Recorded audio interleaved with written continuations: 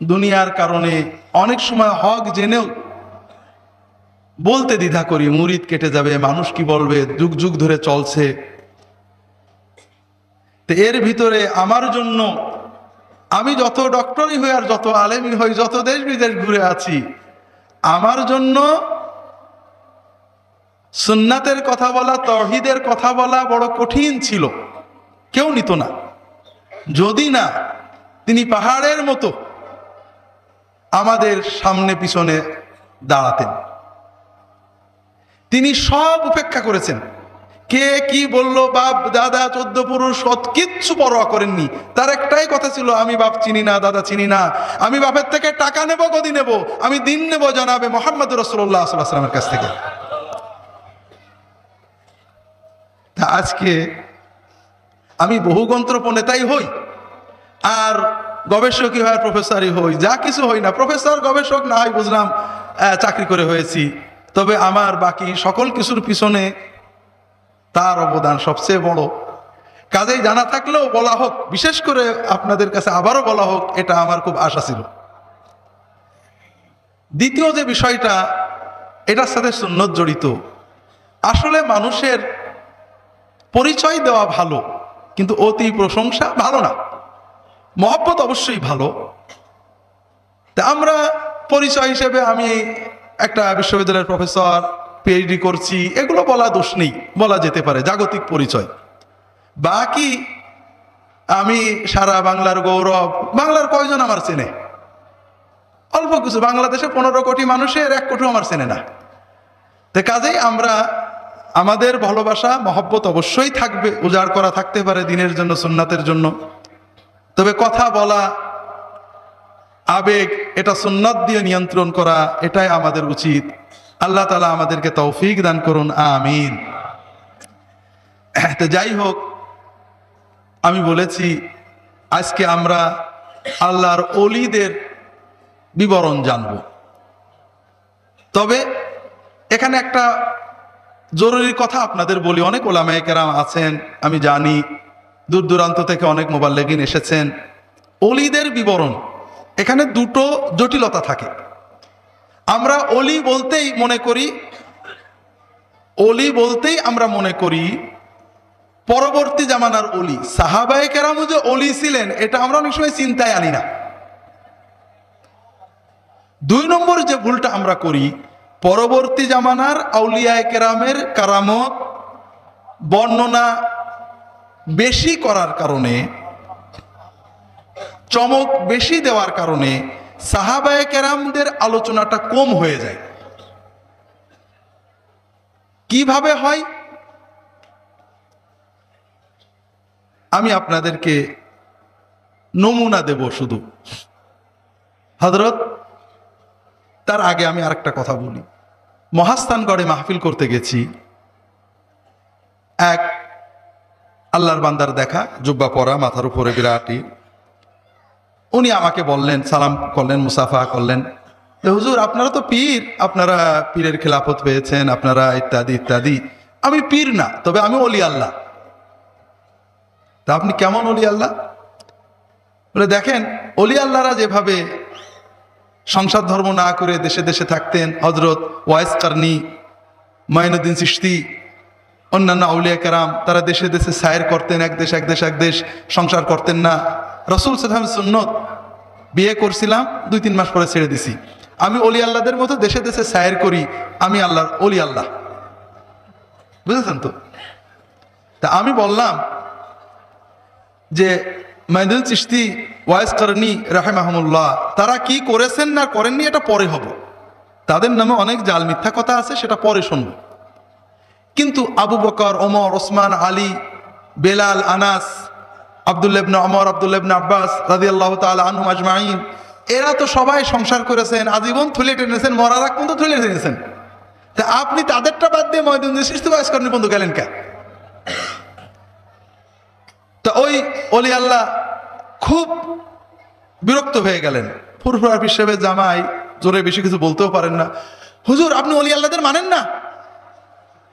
ওলি আল্লাহদের তো মানি ভাই, এই জন্যই তো এই কথা বললাম।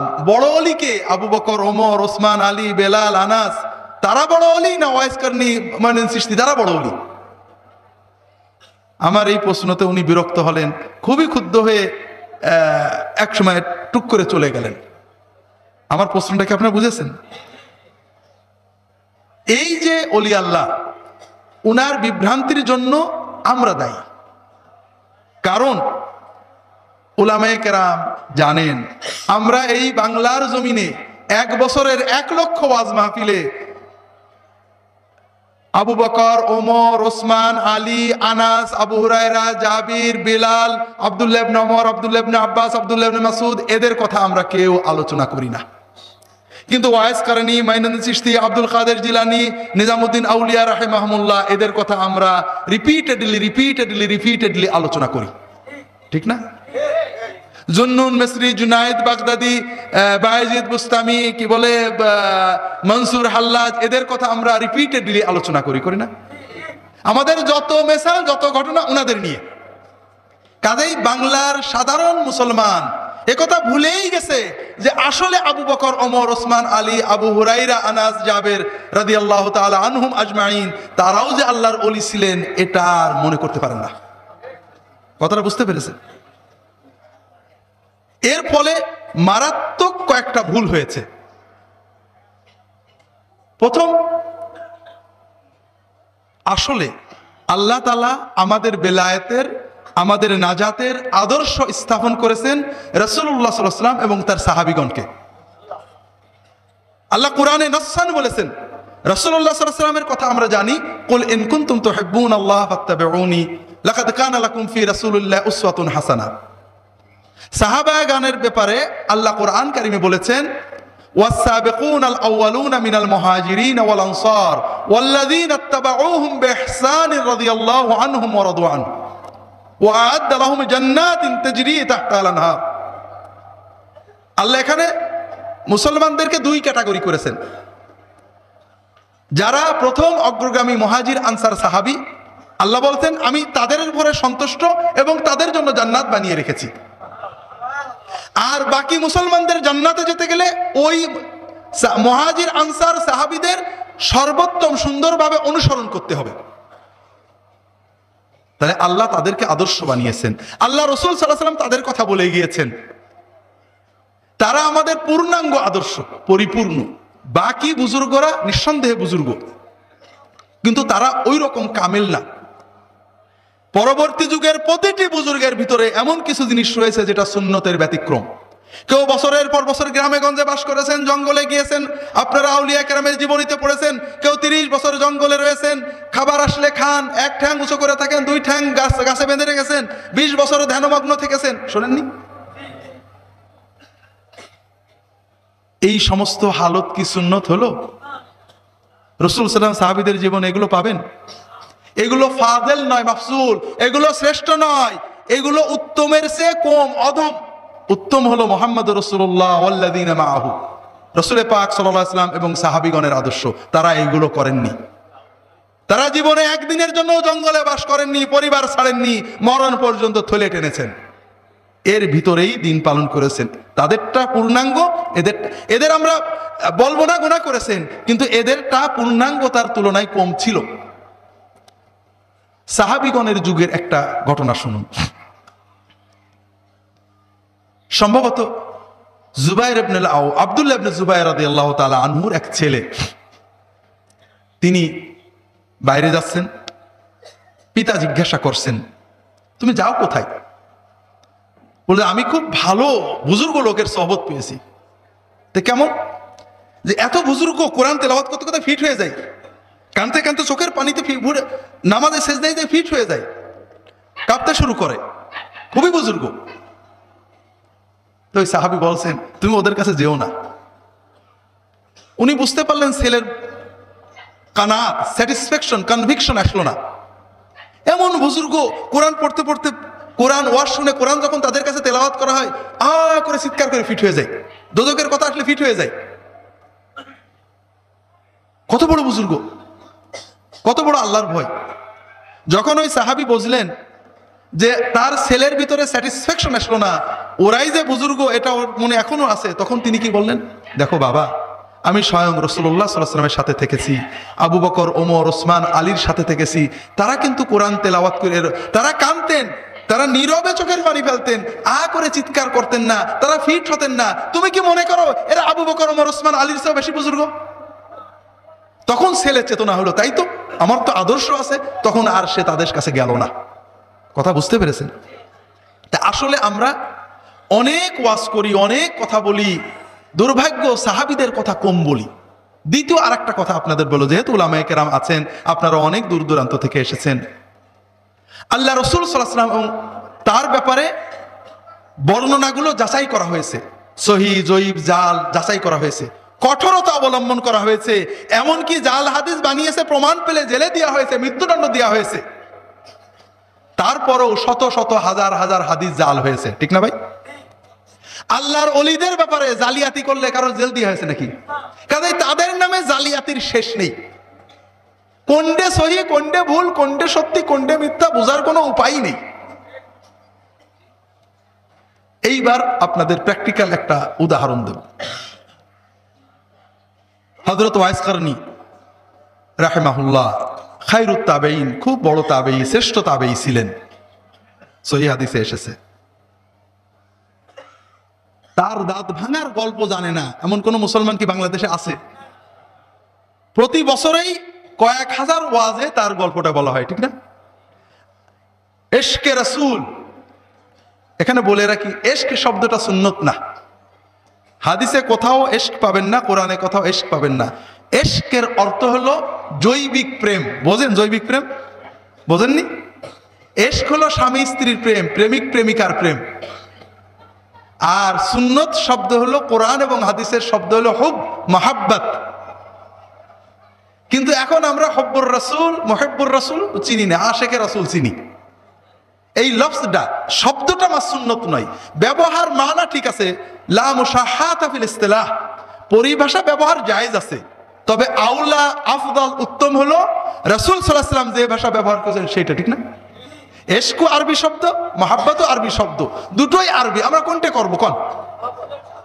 এখন যদি এই কথা শোনার পর কারণ মনে হয় যে এতকাল এত বড় বুজুর্গ বললেন ইশকো, ওইটা নেবো না এটা নেবো, তাহলে সুন্নতের প্রতি একটু অবজ্ঞা প্রকাশ করলো, ঠিক না?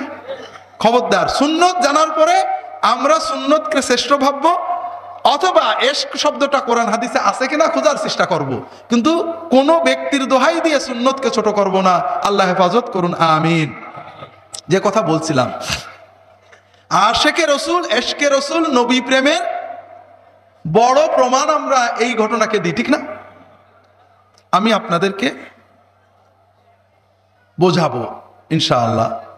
আরো একটা ঘটনা আমরা বলি, ঘটনাটাও জাল, এই দাঁত ভাঙার ঘটনাও জাল, এর সাথে আরেকটা ঘটনা জাল বানানো হয়েছে, মুহাদ্দিসরা জাল বলেছেন।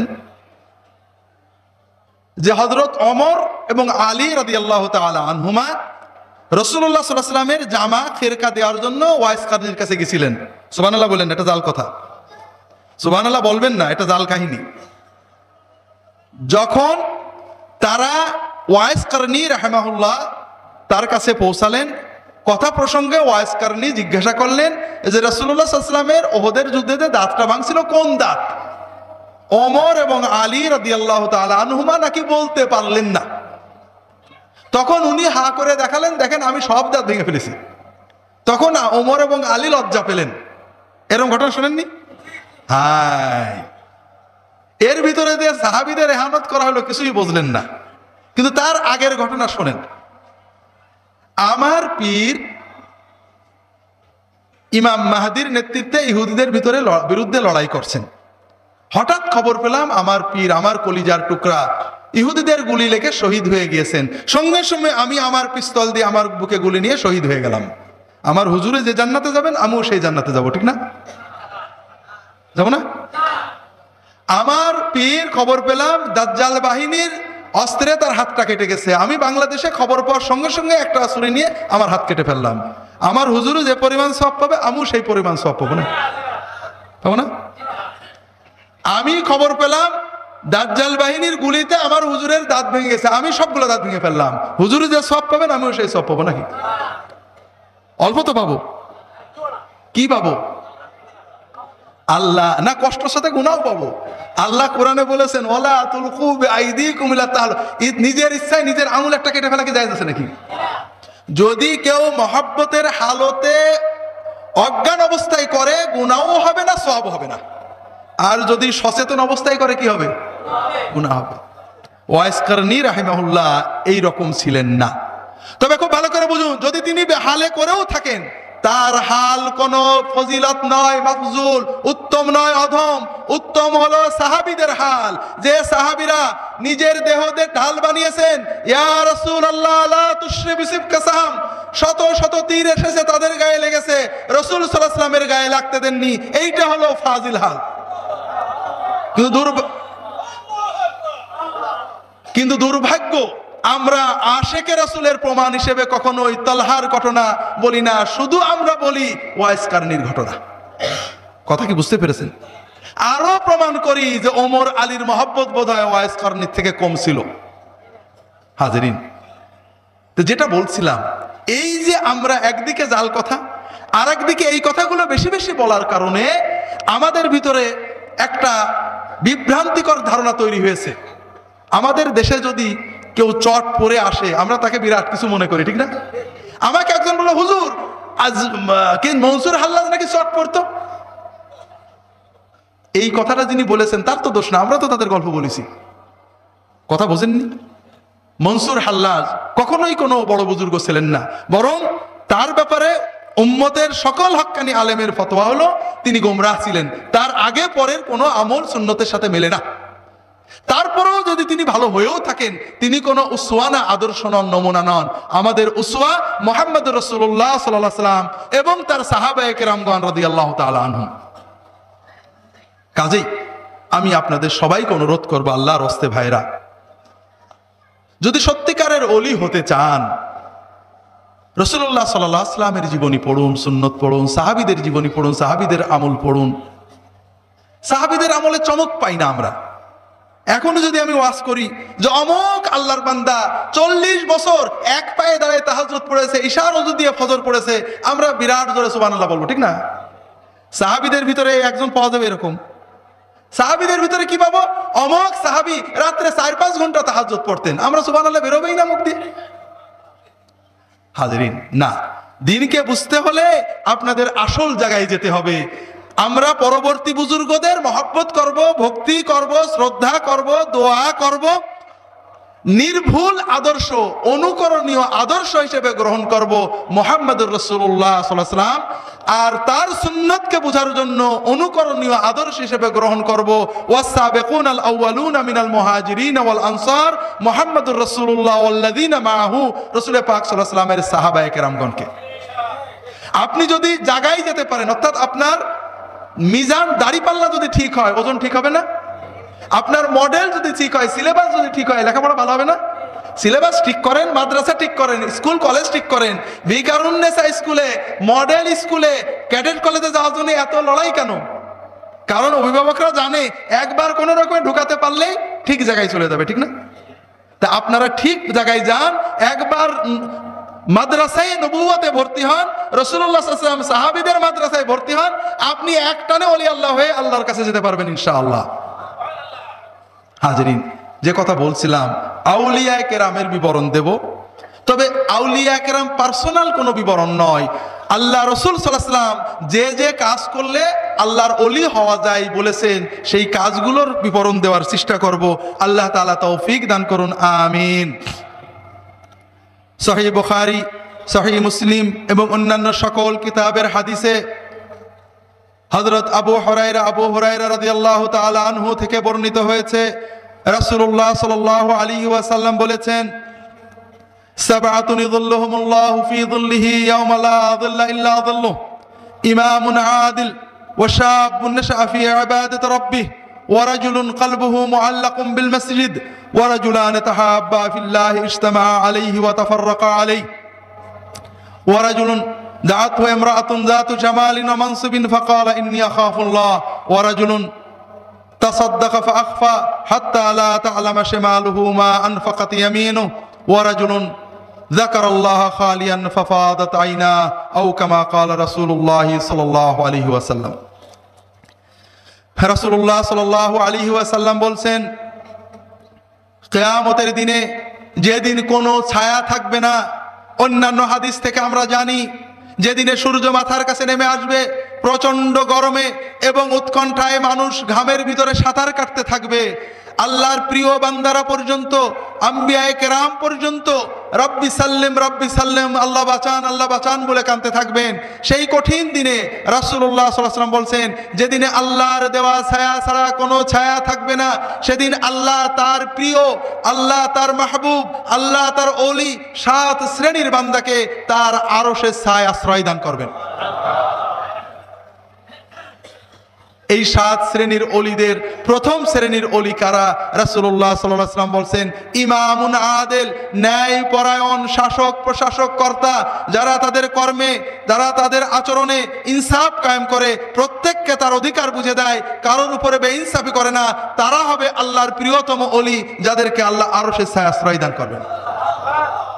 হাজিরিন, আদালত, ন্যায়, ইনসাফ, প্রত্যেককে তার হক দিয়া, কারোর উপরে জুলুম না করা, কারোর হক নষ্ট করা, এগুলো ইসলামের একটা নির্দেশিত বিষয়। কিন্তু গুরুত্বটা কতটুকু একটু বুঝি। আমাদের দেশে ইসলাম নিয়ে গোলমাল ঝগড়া আছে না নেই? কি কি বিষয় নিয়ে?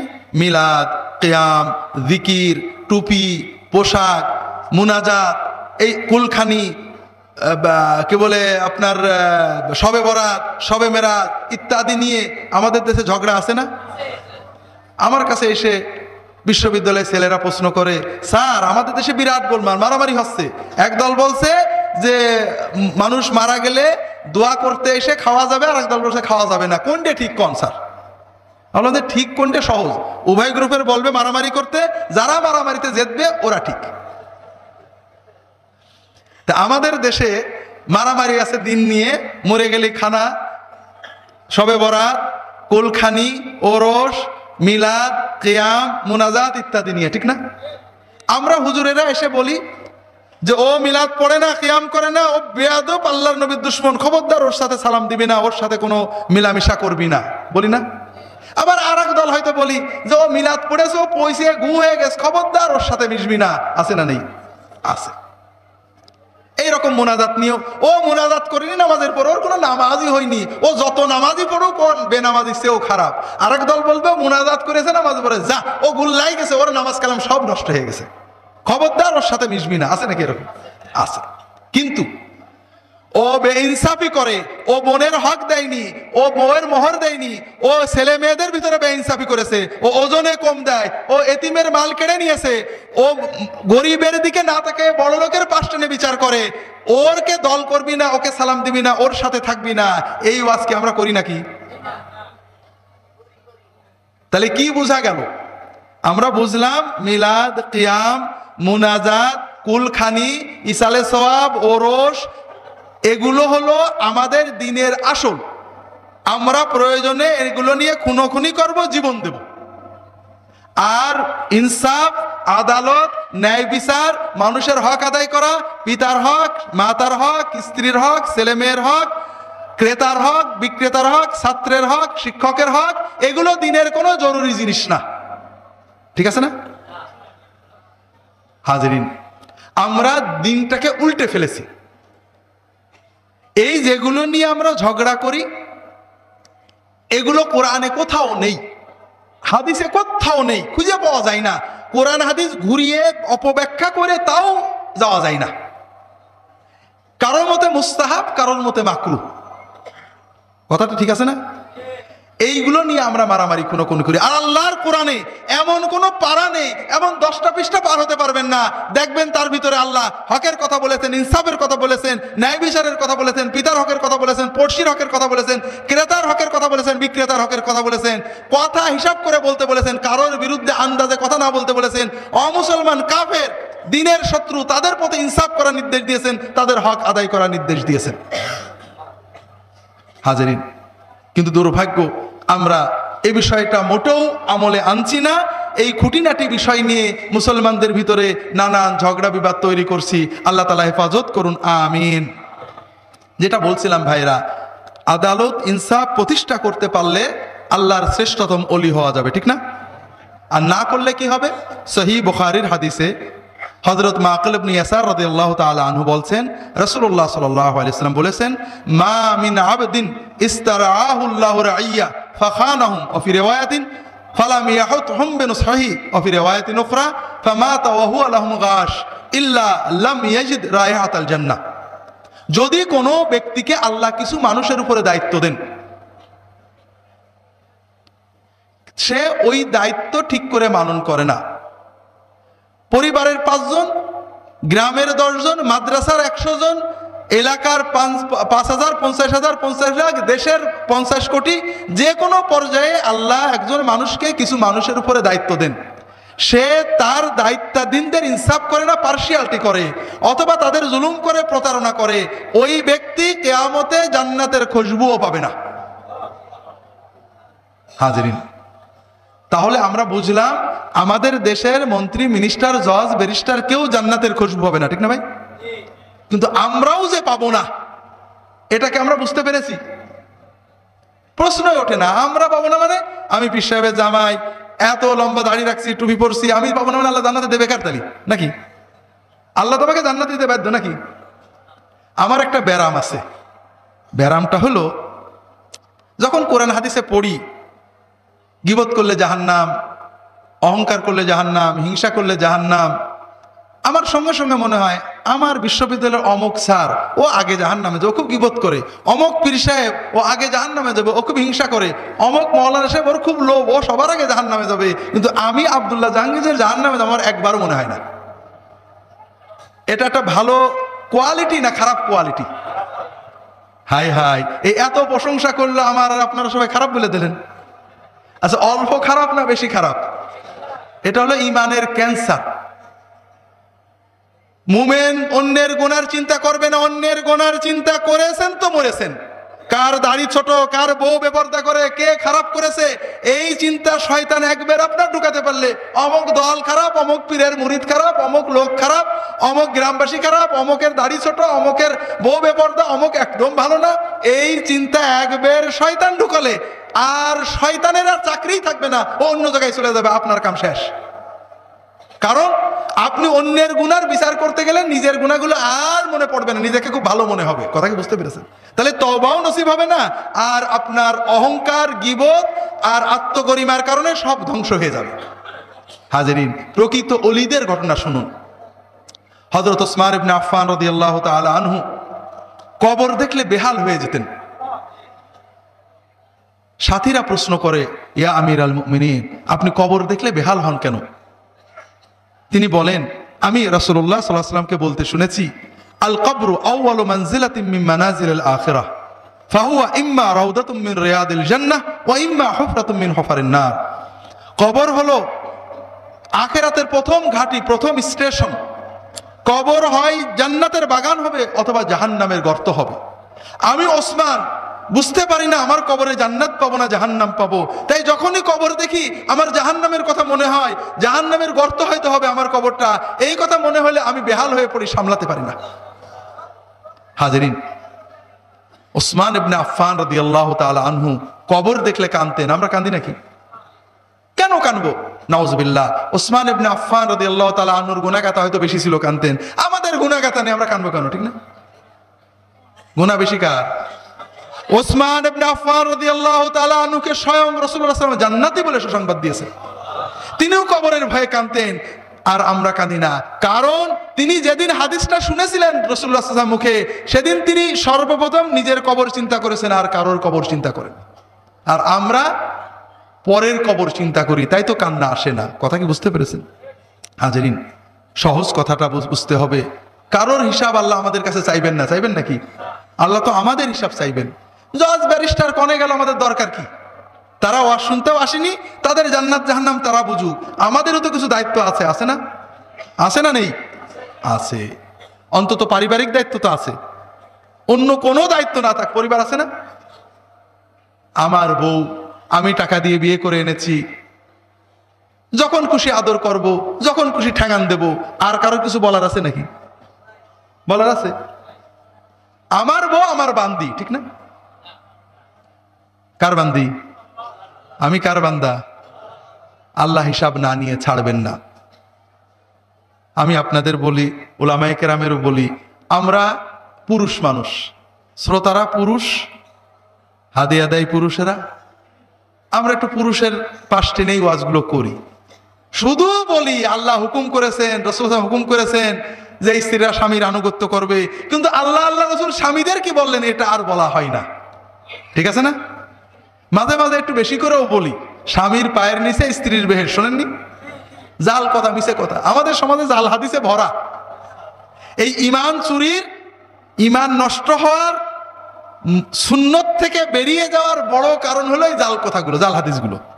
আর এই জন্যই হক্কানি উলামায়ে কেরাম সবসময় জাল হাদিসের বিরোধিতা করেছেন, বিশেষ করে দরবারে ফুরফুরা।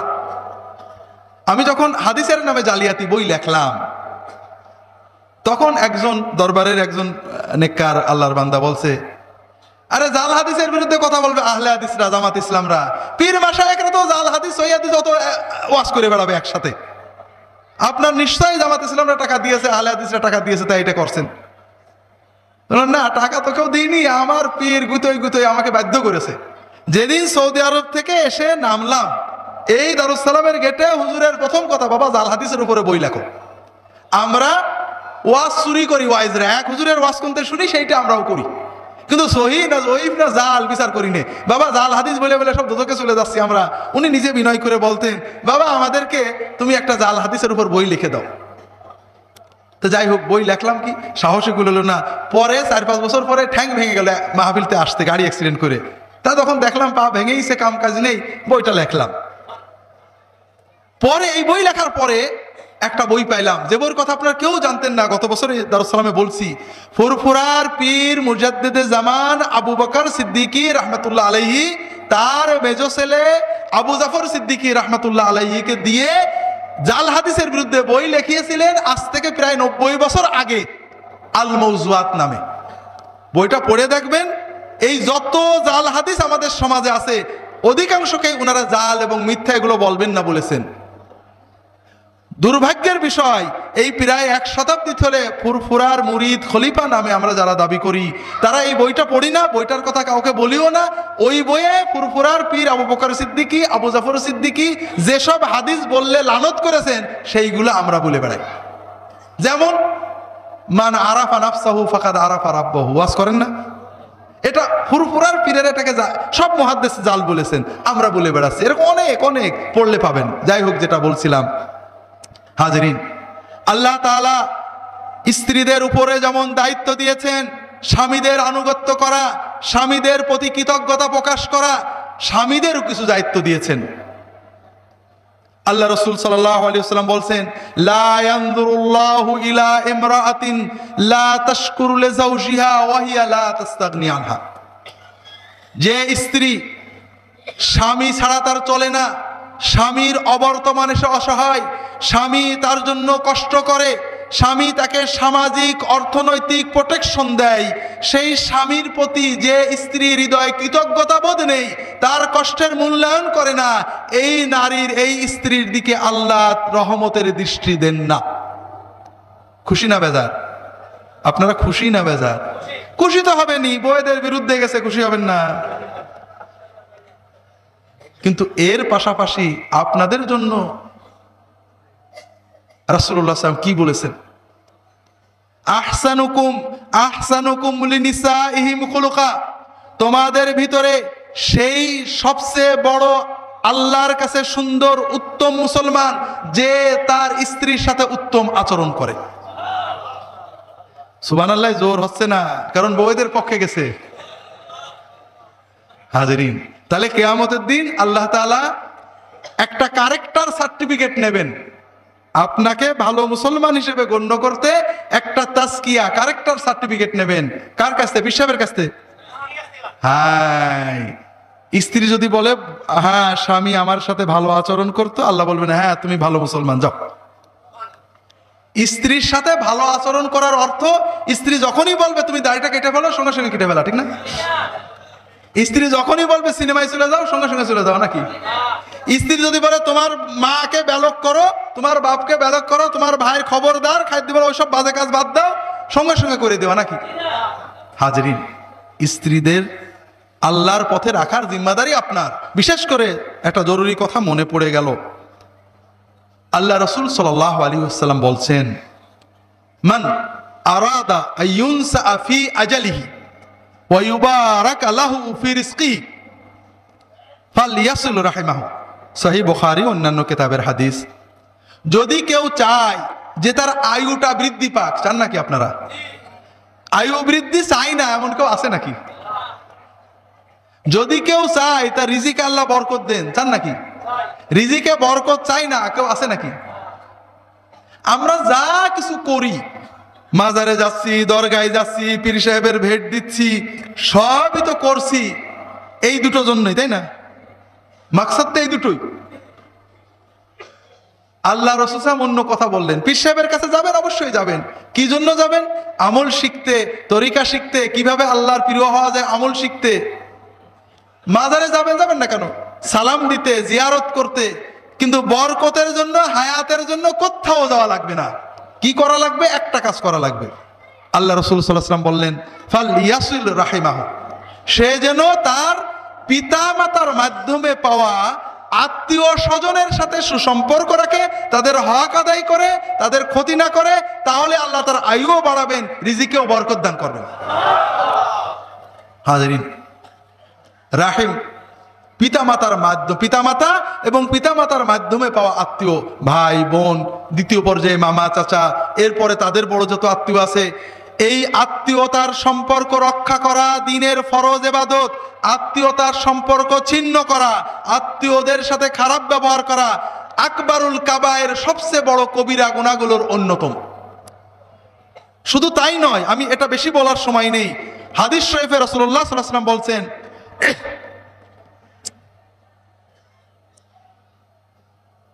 ইন মা মিন যামবিন আজদারু আইয়ু ইওয়াজ্জালা লাহু আল্লাহু লিকাবা ফিদ দুনিয়া মা ইয়াদখিরু লাহু ফিল আখিরা আযামু আজদারু মিনাল বাগি ওয়াল কাতিয়া। যত পাপ আমরা করি আল্লাহ শাস্তি দেবেন আখিরাতে। যে পাপ করলে আল্লাহ তাড়াতাড়ি দুনিয়াতেও শাস্তি দেবেন, আখিরাতেও শাস্তি দেবেন, সেই সবচেয়ে কঠিনতম দুটো পাপ হলো, একটা হলো জুলুম, একটা হলো আত্মীয়তার সম্পর্ক নষ্ট করা। হাজিরিন, স্বভাবতই আমাদের দেশের সমাজ ব্যবস্থায় মেয়েরা শাশুড়ি ননদ দ্বারা অত্যাচারিত হন। আবার ওই নারী যখন শাশুড়ি ননদ হবেন তখন তারাও অত্যাচার করেন না?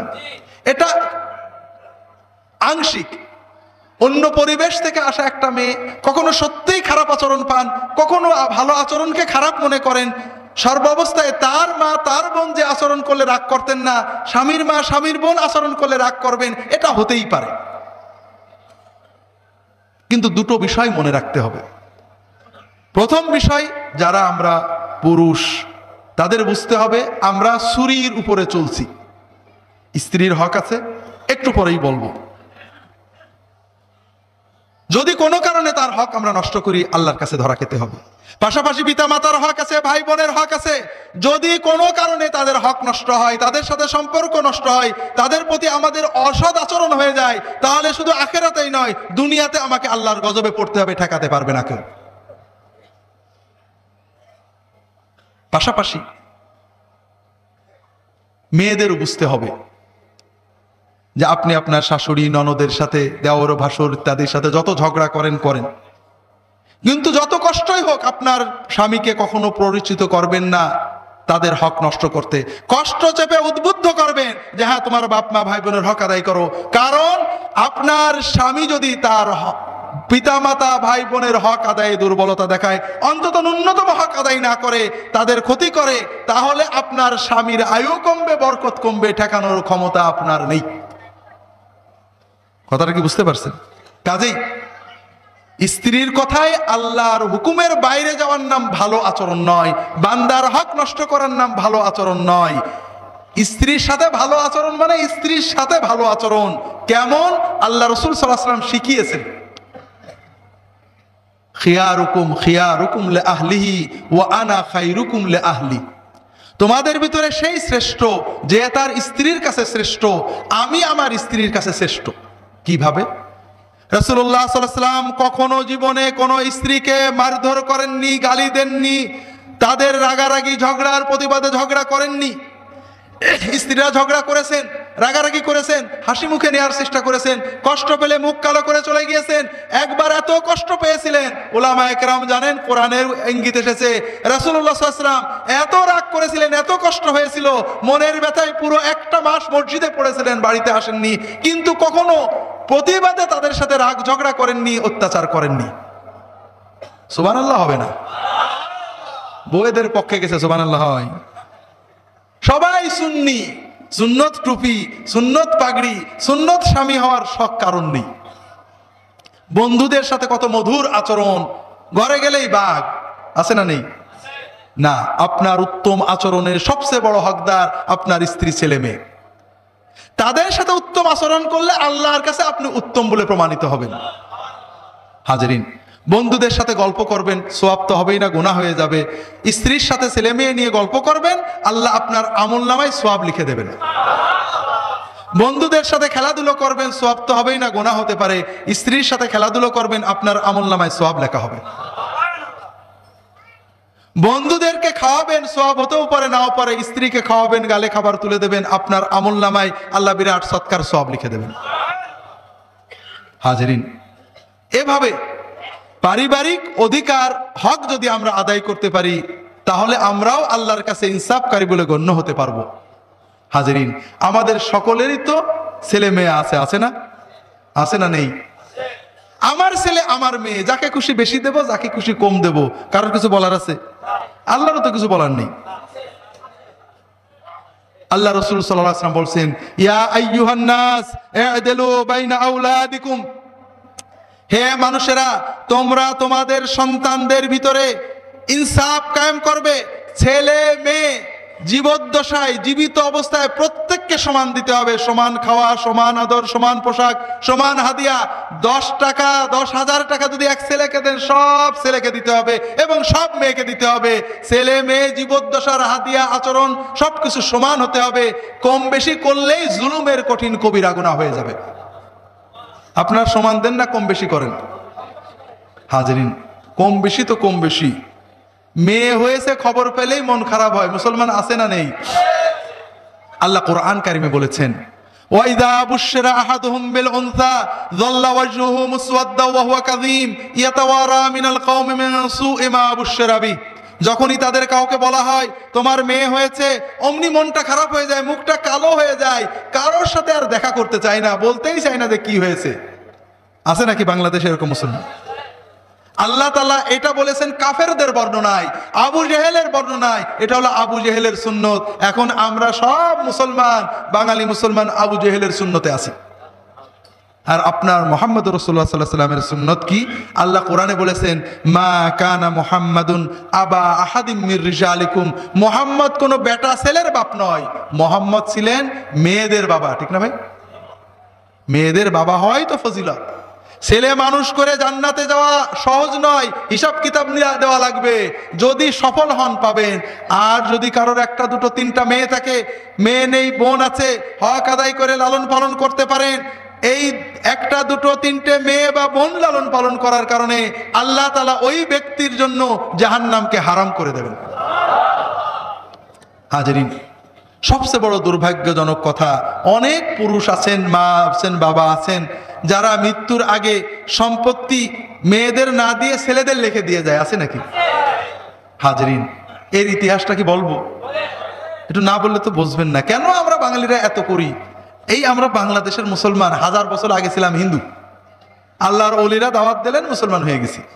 হিন্দুরা চলেন রামের আইনে, মুসলমান চলেন আল্লাহর আইনে। রামের আইন হলো যে মানুষ মারা গেলে শুধু ছেলেরা পাবে।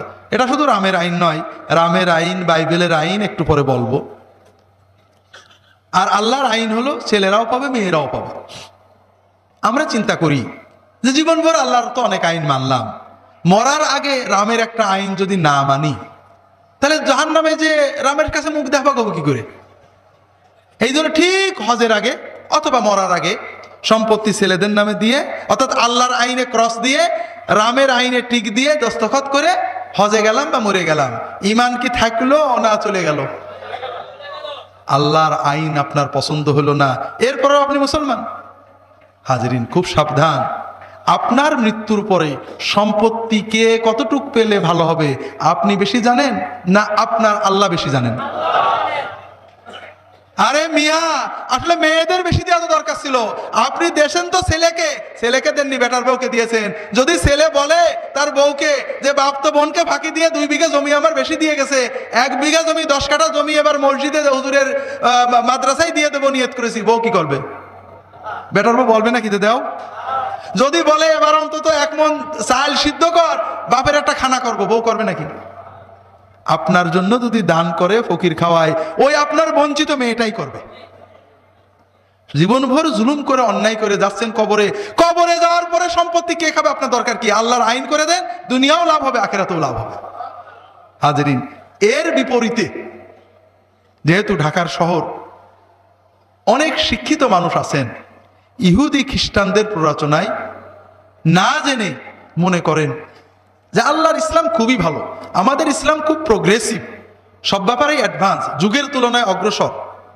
তবে এই যে আল্লাহ মরার পরে মেয়েদেরকে ছেলেদের অর্ধেক দিয়েছেন, এটা বোধহয় সেই যুগের জন্য অ্যাডভান্স ছিল, এই যুগে বোধহয় এটা চেঞ্জ করার দরকার। এরকম চিন্তাওয়ালা পাওয়া যায় নাকি মুসলমানের ছেলে? আছে। হাজরিন, খুব ভালো করে বুঝুন, ইহুদি খ্রিস্টানরা, ইউরোপ আমেরিকার মানুষেরা, পাশ্চাত্যের মানুষেরা যে ধর্মগ্রন্থ অনুযায়ী চলে, সেই পবিত্র বাইবেলে মেয়েদের কোনো অধিকার দেওয়া হয়নি। মানুষ মারা গেলে শুধু ছেলেরা পাবে, মেয়েরা একটা অবস্থায় পায়, যদি কারোর কোনো ছেলে না থাকে তাহলে মেয়ে পাবে, কিন্তু শর্ত হলো ওই মেয়ে চাচাতো ভাইদের বিয়ে করবে। তো যাই হোক, মানুষ মারা গেলে সে মেয়েরা তো পাবেই না। এমনকি যদি কোনো মেয়ে নিজের কষ্টে চাকরি করে, মায়েন্দারি করে, পরের বাড়ি খেটে, মাস্টারি করে, ব্যবসা করে, কিছু আয় সম্পত্তি করে, বিবাহের পরে ওই সম্পত্তি স্বামীর আন্ডারে চলে যাবে। সে নিজের ইচ্ছায় নিজের জমি বেচতে পারবে না, স্বামীর দস্তখত লাগবে, কিন্তু স্বামী বেচে দিতে পারবে। কথা বুঝেছেন? এই জুলুমের ভিতরে তারা ছিল হাজার হাজার বছর ধরে, প্রতিবাদ আসতে থাকে। এক পর্যায়ে সম্ভবত 1848 খ্রিস্টাব্দে আমেরিকাতে প্রথম একটা আইন পাশ হলো, ম্যারিড উমেন্স প্রপার্টি অ্যাক্ট। বিবাহিত মেয়েদের সম্পত্তি যে তাদেরই অধিকার, স্বামীর আন্দাজে চলবে না, এই বিষয়ে একটা আইন। এটাই হলো মেয়েদের অধিকার রক্ষার জন্য প্রথম আইন। এরপরে বিগত 150 বছরে মেয়েদের অধিকার রক্ষার জন্য অনেক আইন করা হয়েছে, অনেক ভালো জিনিস করা হয়েছে, নিয়ত খুব ভালো, কিন্তু মানুষের বানানো জিনিস ভালো হয় না। কথা কি বুঝতে পেরেছেন? ভালো ভালো আইন করা হয়েছে মেয়েদের অধিকার রক্ষা করার জন্য, পরিণতি কি হয়েছে? বিয়ে শাদী বন্ধ হয়ে গেছে। কারণ আইন করা হয়েছে বিবাহের সঙ্গে সঙ্গে স্ত্রী স্বামীর অর্ধেক সম্পত্তির মালিকানা পাবে, তালাক হইলেও অর্ধেক নিয়েই যাবে। কথা বুঝলেন তো? এখন ভয়তে বেটারা বিয়ে করে না, শিয়াল কুকুরের মতো থাকে। আমি একটু পরে বলবো ইউরোপে জনসংখ্যা ডিক্রিজিং সমস্যা, একটু পরে বলবো। পরিবার ধ্বংস হয়ে গেছে, সমাজ ধ্বংস হয়ে গেছে। আমাদের দেশে যদি সুনামি হয়, সাইক্লোন হয়, পরিবেশ বিপর্যয় হয়, কিছু মানুষ মরবে, কিছু বাঁচবে না? আর যদি পরিবার বিপর্যয় হয়, বিশ্বে কেউ বিয়ে করে না, পরিবার নেই, তাহলে কি মানব সভ্যতা থাকবে? একেবারেই শেষ হয়ে যাবে। তো যাই হোক, আল্লাহ কি বিধান দিয়েছেন একটু বিবেচনা করি। জীবদ্দশায় আপনি ছেলে মেয়েকে সমান দিতে হবে, মৃত্যুর পরে ছেলেদের চেয়ে মেয়েরা অধিকাংশ ক্ষেত্রে কম পায়।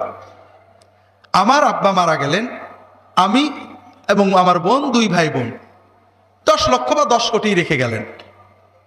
এই 10 কোটির ভিতরে আমি পাবো, অথবা 10 লক্ষের ভিতরে আমি পাবো 6.5 লক্ষ, আমার বোন পাবে প্রায় 3.5 লক্ষ, ঠিক না? আমিও বিবাহ করব, আমার বোনও বিবাহ করবে। আমি আমার স্ত্রীকে মোহর দেব, 1,00,000 টাকা মোহর দিতে হবে, ঠিক না? তাহলে আমার কত থাকলো? 5.5। বিয়ের খরচপত্র তো আমাকেই করতে হবে নাকি? 50,000ই ধরলাম, কত থাকলো? 5। আমার বোনও বিবাহ করবে, আমার বোন তো মোহর দেবে তার স্বামীকে, ঠিক না? 1,00,000 টাকা তো দিতে হবে। কি হবে? সে 1,00,000 পাবে, ঠিক না? তাহলে কত হলো তার? তবে বোনের বিবাহের খরচ, অলিমা সবই তো বোনের বহন করতে হবে, ঠিক না? তাহলে বোনের 4.5 থেকে গেল, আমার কত? 5। এখন আমি, আমার স্ত্রী, আমার আল্লাহ একটা দুটো ছেলে মেয়ে দিয়েছেন, এদের ভরণ পোষণ কার উপরে? আমার না আমার স্ত্রী? আমার উপরে না?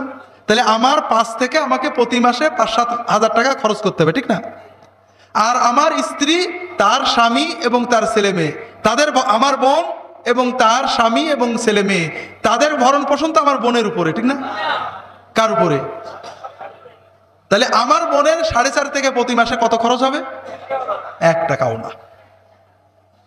এখন আমাদের তৃতীয় পর্যায়ে, আমার বউ মরে গেল, আমার বোনের স্বামী মারা গেল, আমার এবং আমার ছেলে মেয়ের ভরণ পোষণ কার উপরে? আমার উপরে। আর আমার বোন এবং তার ছেলে মেয়ের ভরণ পোষণ কার উপরে? স্বামী তো মারা গেছে। আমার বোনের পেট শুধু বোনের উপরে, ছেলে মেয়ের দায়িত্ব ইসলামী সমাজ ব্যবস্থায়, ইসলামী সিস্টেমে রাষ্ট্র অথবা ওই ছেলে মেয়ের পিতা বা তার দাদা বা তার চাচা যারা আছেন তাদের উপরে। কথা কি বুঝতে পেরেছেন? তাহলে আল্লাহকে আমার বোনকে বেশি দিলেন না আমাকে বেশি দিলেন? আল্লাহ দেনা এবং পাওনা ব্যালেন্স করে আমার বোনকে একটু বেশি দিয়েছেন। কারণ আমার বোন বা আপনার আমার বোন নারী জাতি যদি সন্তান প্রতিপালনের জন্য তারা সময় না দেন, তাহলে মানব সভ্যতা টেকবে না। বর্তমান বিশ্বের সকল মনোবিজ্ঞানী একমত, সকল ভায়োলেন্স, সকল বেহায়াপনা, সকল অবক্ষয়ের মূল হলো পারিবারিক বাঁধনটা নষ্ট হয়ে যাওয়া। মায়েরা সন্তানদের সময় দিতে পারেন না। আর যদি কোনো মানব সন্তান যত ভালো স্কুলে পড়ুক, যত নার্সিংয়ে পড়ুক, যত পরিবেশই পাক, যত খানাই পাক, যদি তার বড় হওয়া পর্যন্ত 15-18 বছর পর্যন্ত যদি মায়ের স্নেহ বাবার স্নেহ না পায়, ও নষ্ট হতে বাধ্য। ওর ভিতরে মানবিক মূল্যবোধ বিকশিত হবে না, হবে না। আর এই ব্যবস্থায় ইসলাম করেছে। আমরা যদি এটা ভেঙে এর চেয়ে ভালো করতে যাই, নষ্ট হবে। আল্লাহর এর চেয়ে ভালো আর পাবেন না। আমরা যদি চাই যে আমরা বেঁচে থাকবো, সভ্যতা বেঁচে থাকবে, এর চেয়ে ভালো আর পাবেন না। আমি লম্বা করব না, কারণ এরপরে আরো কতগুলো বিষয় রয়েছে। যে কথা বলছিলাম ভাইরা, ছেলে মেয়েদের হক আদায় করতে হবে। আমরা যদি পারিবারিক জীবন অন্তত হক আদায় করতে পারি, আল্লাহ রাসূল সাল্লাল্লাহু আলাইহি ওয়াসাল্লাম বলছেন, ইন্নাল মুকাসসিতিনা আলা মানাবিরা মিনান নূর ইয়াউমাল কিয়ামাতি আলা ইয়ামিনির রহমান আল্লাযীনা ইয়াদলুনা ফি আহলিহিম ওয়া মা উলু। যারা তাদের পরিবারে এবং সকল দায়িত্বে, শিক্ষকতার দায়িত্বে আপনি ঠিক করে নাম্বার দেন, ঠিক করে পড়ান, ফাঁকি দেন না। আপনি সকল দায়িত্বে, চেয়ারম্যানের দায়িত্বে, প্রিন্সিপালের দায়িত্বে, ভাইস চ্যান্সেলরের দায়িত্বে, থানার দারোগার দায়িত্বে, সকল দায়িত্বে আপনি ইনসাফ করেন, প্রত্যেককে তার হক দেওয়ার চেষ্টা করেন। তাহলে কি হবে? আল্লাহ রাসূল সাল্লাল্লাহু আলাইহি ওয়াসাল্লাম বলছেন, এই ন্যায়পরায়ণ মানুষেরা যারা পরিবার এবং সকল দায়িত্বে ইনসাফ করে, আল্লাহ তাআলা তাদের নূরের মিম্বরের পরে আল্লাহর আরশের ডান দিকে আলা ইয়ামিনির রহমান, ডাইনে নূরের মিম্বরের উপরে তাদের রেখে দেবেন। যাই হোক ভাইরা, দ্বিতীয় ক্যাটাগরির ওলি কারা? এখানে একটা জিনিস লক্ষ্য করেন, আমরা ওলি আল্লাহ বলতে তাসবিহ, তাহলিল, জিকির, ওজিফা, সেজদার দাগ এইগুলোই বুঝি, ঠিক না? কিন্তু আল্লাহর রাসূল সাহেব এখানে কিন্তু ওইগুলো এখনো আনেননি। এর কারণ একটু পরে বলছি। দ্বিতীয় ক্যাটাগরির আল্লাহর ওলি কারা? রাসূলুল্লাহ সাল্লাল্লাহু আলাইহি ওয়াসাল্লাম বলছেন, ওয়াশাবুন নাশা ফি ইবাদাতি রাব্বিহি, ওই সব যুবক যুবতী, কিশোর কিশোরী যারা যৌবনের শুরু থেকে, কৈশোরের শুরু থেকে আল্লাহর ইবাদত বন্দেগীর ভিতরে বড় হয়েছে, তারাও আল্লাহর ওলি, যাদেরকে আল্লাহ আরশের ছায়ায় আশ্রয় দান করবেন। হাজরিন, আমরা বাংলাদেশের মানুষ ওলি আল্লাহদের ভক্ত, ঠিক না? ঠিক না? কিন্তু ওলি আল্লাহ চিনতে পারি না। আপনাদের এলাকায় যদি কোনো যুবক থাকে, কিশোর থাকে, নামাজ পড়ে, দাড়ি রেখেছে, কোনো হারামে যায় না, হক আদায় করে, এই রকমের যুবককে কি আল্লাহর ওলি বলে সালাম কালাম করেন নাকি আপনারা? কিন্তু দেখা যাবে একজন চটধারী ন্যাংটো পাগল, তাকে বলবেন বিরাট কামেল, বলবেন না? দুর্ভাগ্যজনক। আরো কি বলবেন, এর ভিতরে কিছু পাওয়ার আছে রে, বলবেন না? খুব ভালো করে বুঝুন, আজকে তাওহীদ সুন্নাতের আওয়াজ করতে পারছি না। আল্লাহ ছাড়া কারোর ভিতরে কোনো পাওয়ার আছে, কেউ কোনো অলৌকিক ক্ষমতা অর্জন করতে পারে, কারোর ভিতরে কোনো ডিভাইনিটি আসতে পারে, এই রকম চিন্তা করার অর্থই শিরিক। এই রকম চিন্তার সঙ্গে সঙ্গে আপনি মুশরিক হয়ে যাবেন। ওলি মানে পাওয়ার নয়, ক্ষমতা নয়। ওলি মানে হলো আল্লাহর ভয়, তাকওয়া। আল্লাহ কোরআন কারিমে ওলির পরিচয় দিয়েছেন, আলা ইন্না আউলিয়া আল্লাহি লা খাউফুন আলাইহিম ওয়ালা হুম ইয়াহজানুন আল্লাযীনা আমানু ওয়া কানু ইয়াত্তাকুন। সাবধান, তোমরা জেনে রাখো আল্লাহর ওলিদের কোনো ভয় নেই, তাদের কোনো চিন্তা নেই। তারা কারা? যাদের দুটো জিনিস আছে, যাদের ঈমানটা সহি আছে এবং যাদের তাকওয়া আছে, তারা সবাই আল্লাহর ওলি। হাজরিন, আপনাদের ঈমান আছে না? অবশ্যই বলবেন ইনশাআল্লাহ, দরকার নেই। আমাদের একটা দোষ আছে, ভাই ভালো আছেন ইনশাআল্লাহ। বর্তমানের জন্য অতীতের জন্য ইনশাআল্লাহ লাগে না। ইনশাআল্লাহ কিসের জন্য লাগে? বর্তমান এবং অতীতের জন্য আলহামদুলিল্লাহ। আপনার ঈমান আছে? আলহামদুলিল্লাহ, অবশ্যই আছে। আপনি কি অমুক জায়গায় যাবেন? আপনি করবেন ইনশাআল্লাহ।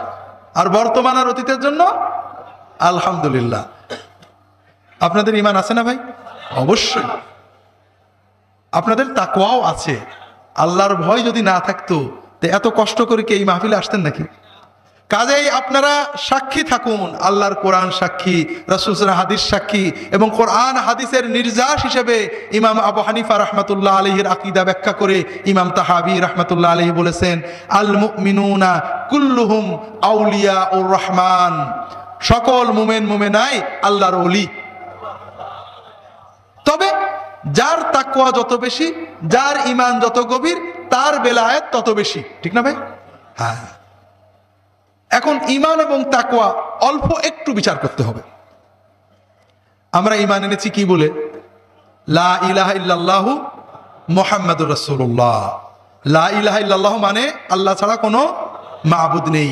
আমরা গতদিন আলোচনা করেছি, আজকে আর রিপিট করব না। আরবের কাফেররা আল্লাহকে এক মানতো, একমাত্র রব্বুল আলামিন সর্বশক্তিমান মানতো। আমার লেখা কোরআন সুন্নাহর আলোকে ইসলামী আকীদা বইটা পড়লে পাবেন। একটা বই এখন কাজ করছি, ইচ্ছা ছিল হজের আগে প্রেসে দিয়ে যাওয়া, এই দারুস সালাম মাহফিলে দেওয়ার, কিন্তু দেখলাম যে আরেকটু রিভাইজ দেওয়া দরকার। এখন কাজের সময় পাচ্ছি না। ইনশাআল্লাহ আশা করছি পাকশির মাহফিলে পাবেন। ইমাম আবু হানিফা রাহমাতুল্লাহ আলাইহির লেখা আল ফিকহুল আকবার। ফিকহুল আকবার মানে মনে করেন না ফিকার মাসলা, সম্পূর্ণ আকীদা তাওহীদের বই। ঈমান কাকে বলে, ইসলাম কাকে বলে, আকীদা কাকে বলে, আহলুস সুন্নাত ওয়াল জামাত কাকে বলে, এই সব বিবরণ ইমাম আবু হানিফা নিজে দিয়েছেন, আপনারা পাবেন।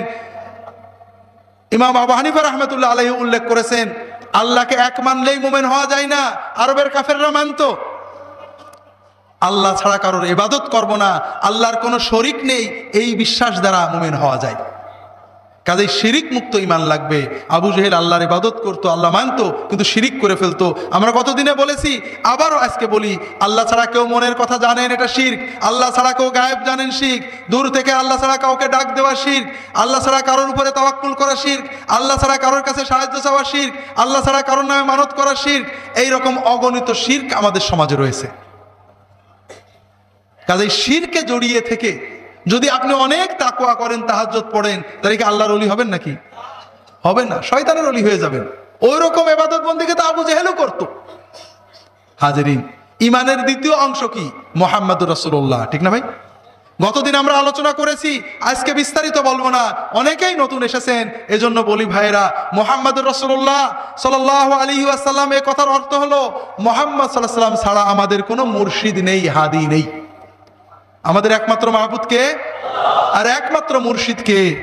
রাসূলুল্লাহ সাল্লাল্লাহু আলাইহি ওয়াসাল্লাম। ইবাদত একমাত্র কার জন্য হবে? নামাজ দিয়ে কাকে খুশি করব? রোজা দিয়ে কাকে খুশি করব? মানত দিয়ে কাকে খুশি করব? ফরজ দিয়ে কাকে খুশি করব? সুন্নত দিয়ে কাকে খুশি করব? নফল দিয়ে কাকে খুশি করব? আল্লাহকে। আর ইবাদতটা হবে একমাত্র কার তরিকায়? রাসূল সাল্লাল্লাহু আলাইহি ওয়াসাল্লামের তরিকায়। নামাজটা কার তরিকায় হবে? রোজাটা কার তরিকায় হবে? জিকিরটা কার তরিকায় হবে? তেলাওয়াতটা কার তরিকায় হবে? রাসূল সাল্লাল্লাহু আলাইহি ওয়াসাল্লামের তরিকায়।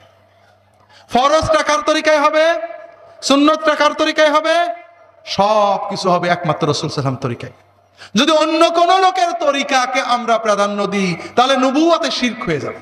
আমি গতকাল বিস্তারিত ব্যাখ্যা করেছি ভাইরা, এই শিরকেও আমরা নিপতিত হয়ে যাই। আল্লাহ রাসূল সাল্লাল্লাহু আলাইহি ওয়াসাল্লাম সুন্নত জানার পরেও আমরা অনেক সময় দ্বিধা করি, নানান অজুহাত দিই। আমার তালবেল আমরা কয়দিন আগে, একটা উদাহরণ না দিলে হবে না, গতকাল যেহেতু বলিনি, আল্লাহ রাসূল সাল্লাল্লাহু আলাইহি ওয়াসাল্লাম একটা গুরুত্বপূর্ণ সুন্নত, মসজিদে ঢুকে নামাজ, কিছু না কিছু নামাজ পড়ে বসা। কথাটা কি বুঝতে পেরেছেন? আল্লাহ রাসূল সাল্লাল্লাহু আলাইহি ওয়াসাল্লাম বারবার বলেছেন, ইযা দাখালা আহাদুকুমুল মাসজিদা ফালা ইয়াজলিসান্না হাত্তা ইয়ারকা রাকাতাইনি। যদি তোমাদের কেউ মসজিদে ঢোকে, তাহলে অন্তত 2 রাকাত সালাত আদায় না করে কখনোই যেন না বসে। রাসূলুল্লাহ সাল্লাল্লাহু আলাইহি ওয়াসাল্লাম জীবনে পাবেন না, সাহাবীগণের জীবনে পাবেন না, তারা মসজিদে ঢুকে কিছু না কিছু সালাত আদায় না করে বসেছেন। আপনি মসজিদে ঢুকে ফরজে দাঁড়িয়ে গেছেন, এটাও তাহিয়াতুল মসজিদের সওয়াব পেয়ে যাবেন। আপনি মসজিদে ঢুকে সুন্নতে মুআক্কাদাতে দাঁড়িয়ে গেছেন, এটাতেও তাহিয়াতুল মসজিদ, দুখুলুল মসজিদ এবং সুন্নত একসাথে আদায় হয়ে যাবে। তবে কিছু নামাজ না পড়ে বসে পড়া, এটাতে একটা খুব গুরুত্বপূর্ণ সুন্নত নষ্ট হয়ে যাবে। আল্লাহ রাসূল সাল্লাল্লাহু আলাইহি ওয়াসাল্লাম একদিন মসজিদে বসে আছেন,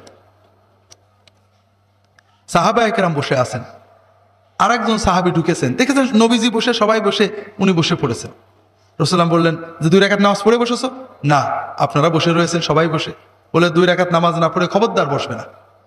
এই 2 রাকাত নামাজ হলো মসজিদের সুন্নত, মসজিদের হক। হ্যাঁ, মাকরুহ হলে সেটা অন্য মাসলা। যখন একটা মুস্তাহাব একটা মাকরুতে কন্ট্রাডিকশন হয়, তখন অন্য একটা উসুল আছে। কিন্তু সাধারণভাবে মসজিদে ঢুকে 2 রাকাত নামাজ পড়া রাসূলুল্লাহ সাল্লাল্লাহু আলাইহি ওয়াসাল্লাম নির্দেশ, এই নির্দেশের ন্যূনতম যে এটা একটা মুস্তাহাব সুন্নত, এটা আমাদের সাধ্যমতো পালন করতে হবে, ওয়াজিব না হোক। অনেক ফকি ওয়াজিব বলেছেন। এখন আমি আমাদের দাওরা হাদিসের ছেলেদেরকে কথা প্রসঙ্গে এইটা উঠেছে। এখন আমাদের ছেলেরা অনেকেই তো খতিব, জুমা পড়ায়, বলে হুজুর এই যে বাংলায় আমরা ওয়াজ করি, বয়ান করি, যদি লোকেরা ঢোকে আর নামাজ পড়ে তাহলে বয়ানই তো নষ্ট হয়ে যাবে। কাজেই বলে দেয় আর কেউ সুন্নতের নিয়ত করবেন না, পরে সময় দেওয়া হবে, বলে না? আবার অনেক মসজিদে লাল বাতি জ্বেলে দেয়। খুব ভালো করে শুনুন, এগুলো কোনোটাই সুন্নত নয়, সুন্নতের খেলাফ। এটা ক্রমান্বয়ে বেদাতে পরিণত হবে, হতে বাধ্য। সুন্নতের ব্যতিক্রম যতই জায়েজ হোক, যত নেক নিয়তে করা হোক, ক্রমান্বয়ে বেদাত হবে। কিভাবে হবে? খুব ভালো করে শুনুন। বিভিন্ন মসজিদে লাল বাতি দেওয়া হচ্ছে, ঠিক না? কিছুদিন পরে যদি কোনো মসজিদে লাল বাতি না দেয়, লোকেরা বলবে দেখো এটা কেমন মসজিদ, লাল বাতি নেই, ঠিক না?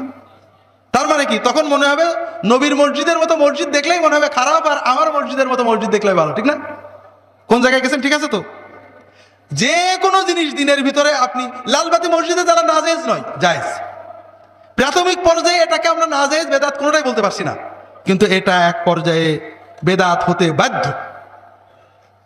আমি একবার আমার মেজো চাচা যান হুজুর, তার সাথে নাটোরে এক মাহফিলে গেছি। আমার মেজো চাচা যান খুব নরম মানুষ, অত্যন্ত শরীফ মানুষ। মাহফিলের পরে যখন একটু রেস্টে যান, রাত 1টার পরে রেস্টে গেছেন, যে লোকে আসছে মুসাফা করছেন, বেচারা আসছে, উনি কাউকে রাগ করতে পারেন না। বেচারার এমন দুরবস্থা, পাটা লম্বা করে বসার ক্ষমতা নেই। আর পীর সাহেব দেখলে সব খালি দোয়া, মশলা মশলা মানে না, হুজুর এইটা সেইটা দোয়া ইত্যাদি। কথা বুঝেছেন তো? এখন যেহেতু উনি, ওনার কাছে আমি ঘুমাই কি করে? আমার হুজুর মরহুম আমাদের পীর সাহেব হুজুর আবার একটু কড়া ছিলেন, মাঝে মাঝে ধমক দিতেন। তো যাই হোক, অনেক প্রায় ফজরের একটু আগে লোকজন গেল, একটু গোটা ঘুমাইছি। আমাদের 2 জনকে মসজিদের ভিতরে বিছানা দিয়েছে। হঠাৎ শুনি আউযু বিল্লাহি মিনাশ শাইতানির রাজিম, বিসমিল্লাহির রহমানির রহিম, আল্লাহু আকবার। আমাদের দেশের কোন কোন জায়গায় আছে বিসমিল্লাহ বলে আযান দেয়, আছে না? আবার কোথাও কোথাও দরুদ শরীফ পড়ে আযান দেয়, আছে না? আমি ধড়ফড় করে উঠছি, ভাইরে এই আযান কোনে ফেলেন? আযানের পরে বললাম, বলে কেন হুজুর, আউযু বিল্লাহ বিসমিল্লাহ তো খারাপ জিনিস না, ভালো জিনিস তো। না, হ্যাঁ ভালো জিনিস, তবে যে ভালো রাসূল সাল্লাল্লাহু আলাইহি ওয়াসাল্লামের সময় আযানে ছিল না, ওই আযানে ওইটা আর ভালো হইতে পারে না। বেলালের আযানে রাসূল সাল্লাল্লাহু আলাইহি ওয়াসাল্লাম যে আযান শুনেছেন, সেই আযান আউযু বিল্লাহ বিসমিল্লাহ দিয়ে শুরু করা হতো না, সেই আযান আল্লাহু আকবার দিয়ে শুরু করা হতো। কাজেই আপনারা যদি এইটা বলতে থাকেন, কিছুদিন পরে কি হবে? যে মসজিদে আউযু বিল্লাহ বিসমিল্লাহ বলবে না, ওই মসজিদের আযান হলে এই বেটা সবাই বিসমিল্লাহ বলে কত সুন্দর আযান দেয়, আরে বেটা বিসমিল্লাহ ছাড়া আযান দেয়, হাদিসে আসছে বিসমিল্লাহ ছাড়া কোনো কাজ ভালো হয় না, ওর আযানটাই ঠিক হলো না, বলবে না? এই সব দলিল দিয়ে আমরা প্রমাণ করব যে বেলালের আযানটাই ভালো ছিল না। হাজরিন, এই জন্য বলি, সুন্নতের বাইরে কোনো জিনিস কোনো খায়ের আনতে পারে না। তাহলে কেন রাসূলুল্লাহ সাল্লাল্লাহু আলাইহি ওয়াসাল্লামকে আল্লাহ বলতে বললেন, ইন কুনতুম তুহিব্বুনাল্লাহ ফাত্তাবিউনি লাকাদ কানা লাকুম ফি রাসূলিল্লাহি উসওয়াতুন হাসানা? আমাদের আল্লাহ পেতে, দিন পেতে, জান্নাত পেতে যদি আর কিছুই দরকার হয়, তাহলে তিনি কি শিখিয়ে গেলেন আমাদের? যাই হোক, যেটা বলছিলাম ভাইরা, আমরা বাতি জ্বেলে দিছি, সুন্নতের নিয়ত করবেন না, লিখে দেয় কেউ নিয়ত করবেন না, এটা কিন্তু ঠিক না। একজন লোক মসজিদে ঢুকে নামাজের নিয়ত করে, আপনি তার নিষেধ করার কে? আপনি মশলা বলতে পারেন যে মাকরু ওয়াক্তে এই সময়ে নামাজ পড়া মাকরু, খুতবা আরবি খুতবা শুরু হলে নামাজ, আপনি মশলা লিখতে পারেন। কিন্তু বাংলা আলোচনা শুরু হলে সে সুন্নত পড়তে পারবে না, লাল বাত্তি জেলে দিলে পড়তে পারবে না, সে নিয়ত করবে, তার নামাজ শেষ না হলে মশলা আছে, একামত দিয়ে দিলে কি করতে হবে, তার মশলায় সে চলবে। কিন্তু আপনি নামাজ পড়তে নিষেধ করার কে? সবচেয়ে বড় কথা কি, যে আমরা রাসূল সাল্লাল্লাহু আলাইহি ওয়াসাল্লামের একটা গুরুত্বপূর্ণ সুন্নতকে মেরে ফেলছি। এখন আমাদের ছেলে নানা যুক্তি দিচ্ছে, হুজুর কিছু পেতে গেলে কিছু ছাড়তে হয়। আমরা যে বয়ান করি, সে যদি না শোনে, নামাজই পড়ে, তাহলে শুনবে কি করে? একটা ভালো দিন শিখতে বলে যে যারা আছে তারা শুনুক, ওনায় 2 মিনিট নামাজ লাগবে 2 রাকাত, বলে যে সবাই তো জানে ওর জন্য, মানে যত যুক্তি, অর্থাৎ মুসল্লি নামাজে আসতেই থাকবে। আমি নতুন নতুন করে পুরনো কথা, এমন তো না। আমরা আলোচনা করব, যে ব্যক্তি আসবে যদি নামাজ পড়ে আলহামদুলিল্লাহ, না পড়ে তার দায়িত্ব, আমি তাকে নিষেধ করবো কেন? রাসূল সাল্লাল্লাহু আলাইহি ওয়াসাল্লাম বলছেন লা ইয়াজলিসান্না, খবরদার যেন না বসে 2 রাকাত নামাজ পড়ে। আর আমি বলছি লা ইয়াজলিসান্না, অবশ্যই বসে পড়বা নামাজ না পড়ে। হাজিরিন, এখন ছোট মনে করছেন এটা ক্রমান্বয়ে রাসূলুল্লাহ সাল্লাল্লাহু আলাইহি ওয়াসাল্লামের সুন্নতকে মেরে ফেলবে, এটার কোনো বিকল্প হতে পারে না। কথা কি বুঝতে পেরেছেন? কাজেই সুন্নতকে জানার পরে আমাদের কাজ হবে যে কোনো মূল্যে সুন্নতকে ভালোবাসা, রাসূলুল্লাহ সাল্লাল্লাহু আলাইহি ওয়াসাল্লামের সুন্নতকে কায়েম করার, জিন্দা করার। আমরা যেটা করি এটার প্রতি যত ভালোবাসা আছে, যুক্তিতর্ক দিয়ে সেটা আউট করতে হবে। যুক্তিতর্ক দিয়ে নবীর সুন্নত আউট করার মানসিকতা যেন আল্লাহ আমাদের না দেন। আল্লাহ হেফাজত করুন, আমিন। যে কথা বলছিলাম ভাইরা, এরকম অনেক আছে যেটা সুন্নতের ব্যতিক্রম, আমরা করি জায়েজ। তবে সুন্নত জানার পরে যদি ওটাকে আমরা আবার সুন্নতের ছোট করতে চাই যুক্তিতর্ক দিয়ে, তাহলে নাজায়েজ হয়ে যাবে। যেটা বলছিলাম ভাইরা, ইমানের পরে আল্লাহর ওলি হতে কি লাগবে? ইমানের পরে কি লাগবে ভাইরা? তাকওয়া। তাকওয়ার ব্যাপারে ছোট্ট একটা কথা আপনাদের বলবো। আপনারা সবাই ফুরফুরার পীর সাহেবের মুরিদ, আল্লাহওয়ালা মানুষ, একটা দুটো তাকওয়ার কথা বলবো। একটা বললে হবে না, দুটো বলবো। আপনার মাথায় টুপি আছে, আছে না? আপনি সুন্নত মতো দাড়ি রেখেছেন, রাখেননি? আপনার মাথার টুপি ফরজ না সুন্নত? আর আপনার স্ত্রী এবং আপনার মেয়ের মাথার কাপড় ফরজ না সুন্নত?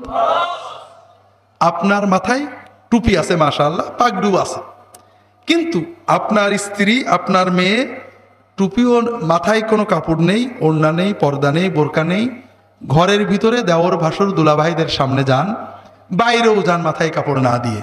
আপনার তাকওয়া তো কমপ্লিট, আপনি তো মুত্তাকি। আপনি মুত্তাকি হবেন না? আপনার স্ত্রী এবং মেয়ের মাথায় কাপড় তুলে দেওয়া আপনার জন্য কি? ফরজে আইন। আপনি ফরজে আইন পালন করেননি, আলহামদুলিল্লাহ সুন্নত পালন করেছেন। অসুবিধা আছে? যেটুক অসুবিধা আছে, যেহেতু ফুরফুরার পীরে কামেলের মুরিদ, ওটা বিশ্বাস কভার করে নিতে পারবেন, পারবেন না? হাজিরিন, আত্মপ্রবঞ্চনা করে কোনো লাভ নেই। দুর্ভাগ্য, আমার মরহুম পীর সাহেব হুজুর মাঝে মাঝে বলতেন, বাবারা দেখো 20-30 বছর আব্বার কাছে এসেছে। আমি বাংলাদেশে আসার পরে 98 সালে প্রায় 2-3 মাস হুজুরের সাথে একই গাড়িতে কান ধরে টেনে নিয়ে বেড়াইছেন, মাহফিল করে বেড়াইছেন, আর একই গাড়িতে থাকতাম। অনেক সময় বসে বসে অনেক কথা বলতেন। বলে দেখো বাবা, আমার বাবার ওয়াজ শুনেছে, আমার ওয়াজ শুনেছে, পানি পড়া নিয়ে যাচ্ছে, নামাজটা ঠিক করে পড়তে পারে না, পর্দাটা ঠিক করে করে না। আমি কেন বলবো না যে তোমরা একটু চবলিগে যাই নামাজটা শিখে এসো? ওদের মুরিদ হওয়া আমার জরুরি না ওদের জান্নাতে যাওয়া আমার জরুরি? তা আপনি পীরের মুরিদ হয়েছেন, আপনার স্ত্রী পর্দা করেন না, আপনার তাকওয়া হবে তো? হাজিরিন, আল্লাহ মেয়েদের বাইরে যাওয়া নিষেধ করেননি। আপনার মেয়ে কর্ম করবে, সংসারের কর্ম করবে, বাড়িতে দেওর বাসুরে জয়েন্ট ফ্যামিলি, তাদের সামনে যাবে, কর্ম করবে, মাটি কাটবে, সব করবে, পর্দা সহ করবে। কোনো মেয়ে যদি মাথার চুল বের করে, কান ঘাড় গলা বের করে বাইরে যান, ঘরের ভিতরে দূরের আত্মীয়দের সামনে যান, প্রতিটি সেকেন্ডে একটা করে জিনা করার মতো কবিরা গুনাহ তার আমল নামায় লেখা হতে থাকে। তার স্বামীর আমল নামায় লেখা হবে একইভাবে। হাজিরিন, আর কোনো মেয়ে বাড়ির ভিতরে জয়েন্ট ফ্যামিলি, আত্মীয় স্বজন এসেছে, কাজ করতে হবে, তাড়াতাড়ি বুরকাটা পরে নিয়ে কাজ করছে, খাবার বেড়ে দিয়েছে, রান্না করছে, বাইরে গিয়েছে, এই পর্দা করে বাইরে গিয়েছে, প্রতি সেকেন্ডে তার একটা করে ফরজ ইবাদত পালনের সওয়াব আমলনামায় লেখা হবে।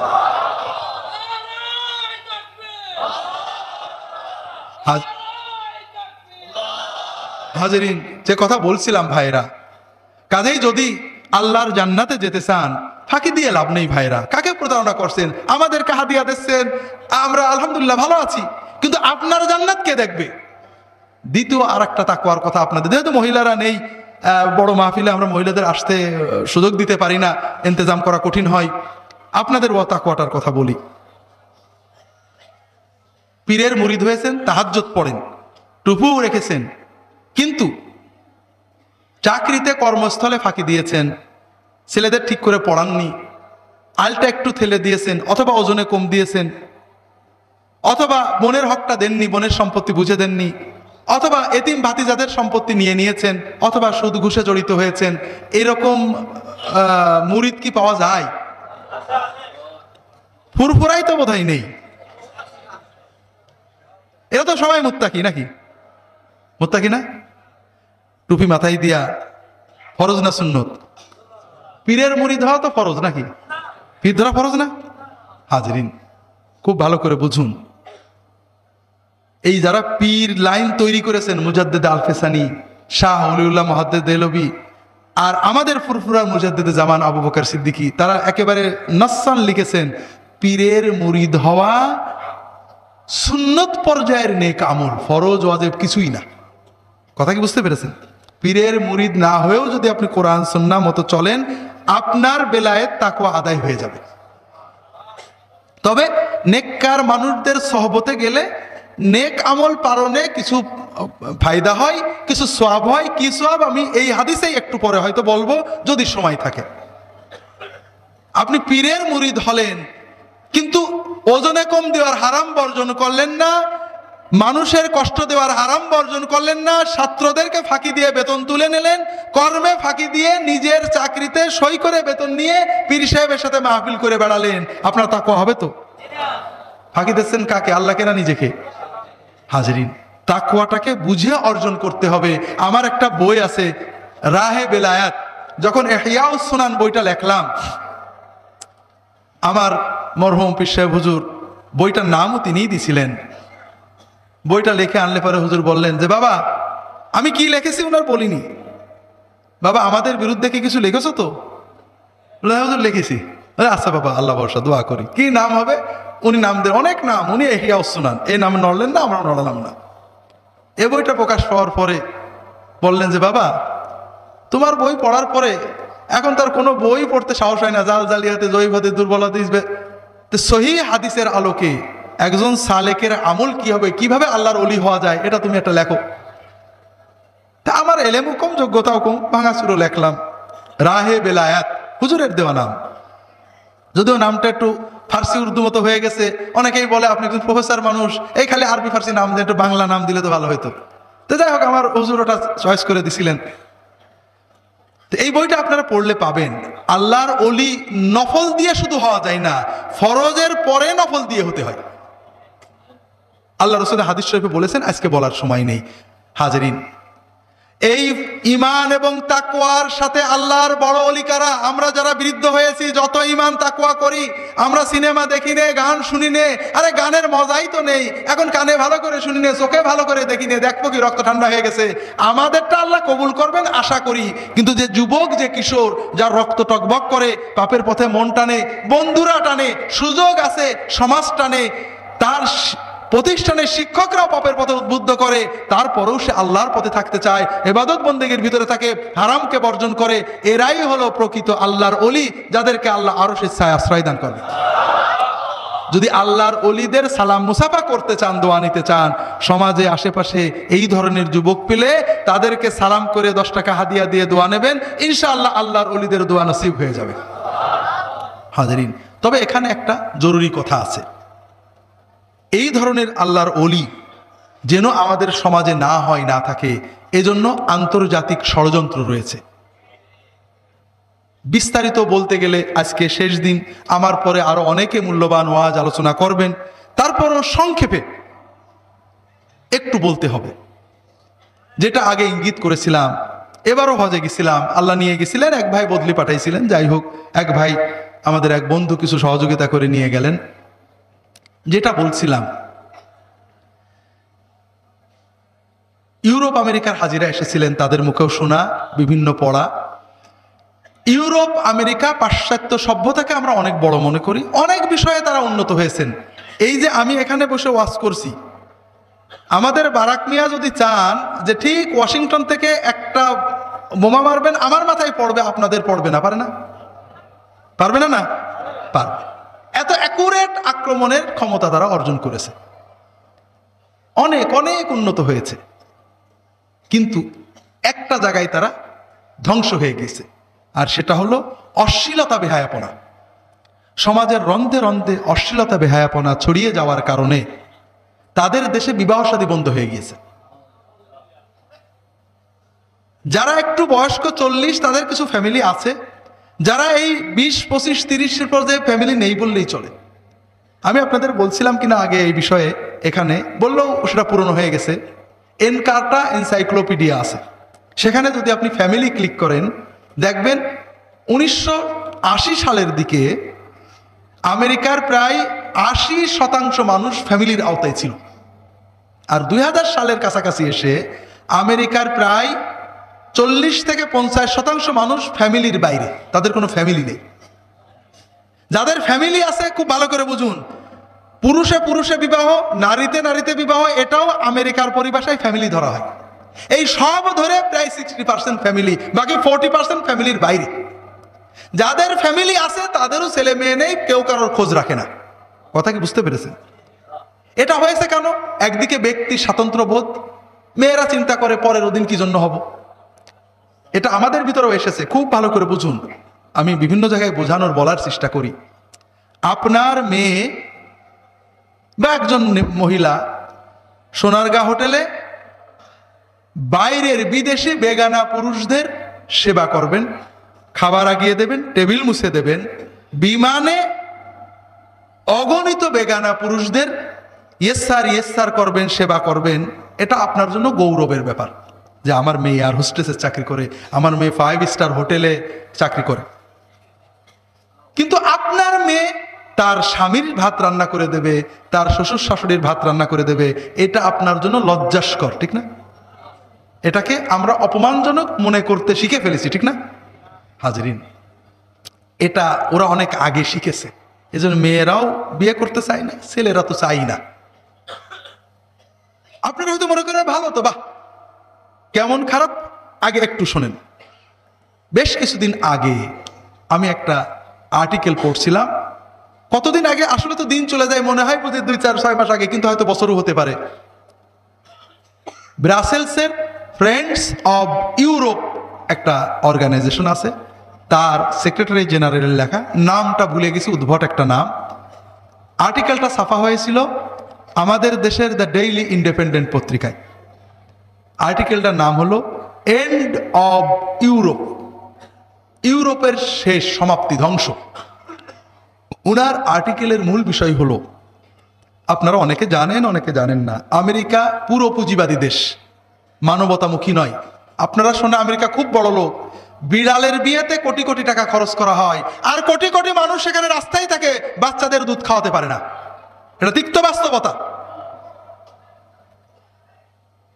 ইউরোপ ওয়েলফেয়ার স্টেট অধিকাংশ, সে দেশের মানুষ সরকারকে ট্যাক্স দেয় উপার্জনের প্রায় 50%, কিন্তু বিনিময়ে কি পায়?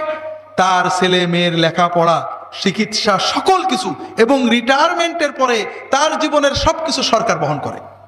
আপনি রিটায়ার করেছেন, হোটেলে যাবেন ফ্রি খাবেন, ট্রেনে চড়বেন ফ্রি চড়বেন, আপনার টাকা পয়সা, চিকিৎসা, বেতন সব ফ্রি। ওয়েলফেয়ার স্টেট তারা অধিকাংশই। ওই ভদ্রলোক লিখেছেন, আমাদের দেশে প্রতি বছর হাজার হাজার মানুষ রিটায়ার করছে, অনেক দেশে রিটায়ারমেন্টের বয়সও কমায় ফেলেছে।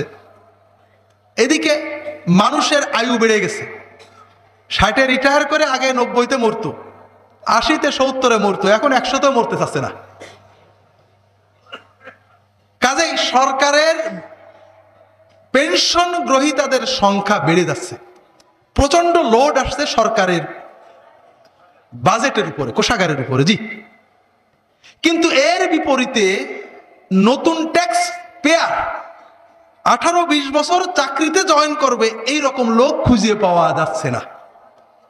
এতে দুটো সমস্যা হচ্ছে, একটা হলো সরকারের বাজেট মার খেয়ে যাচ্ছে, আর একটা হলো কল কারখানা, অর্থনীতি ক্রমান্বয়ে অচল হয়ে যাচ্ছে। যদি এইভাবে চলতে থাকে,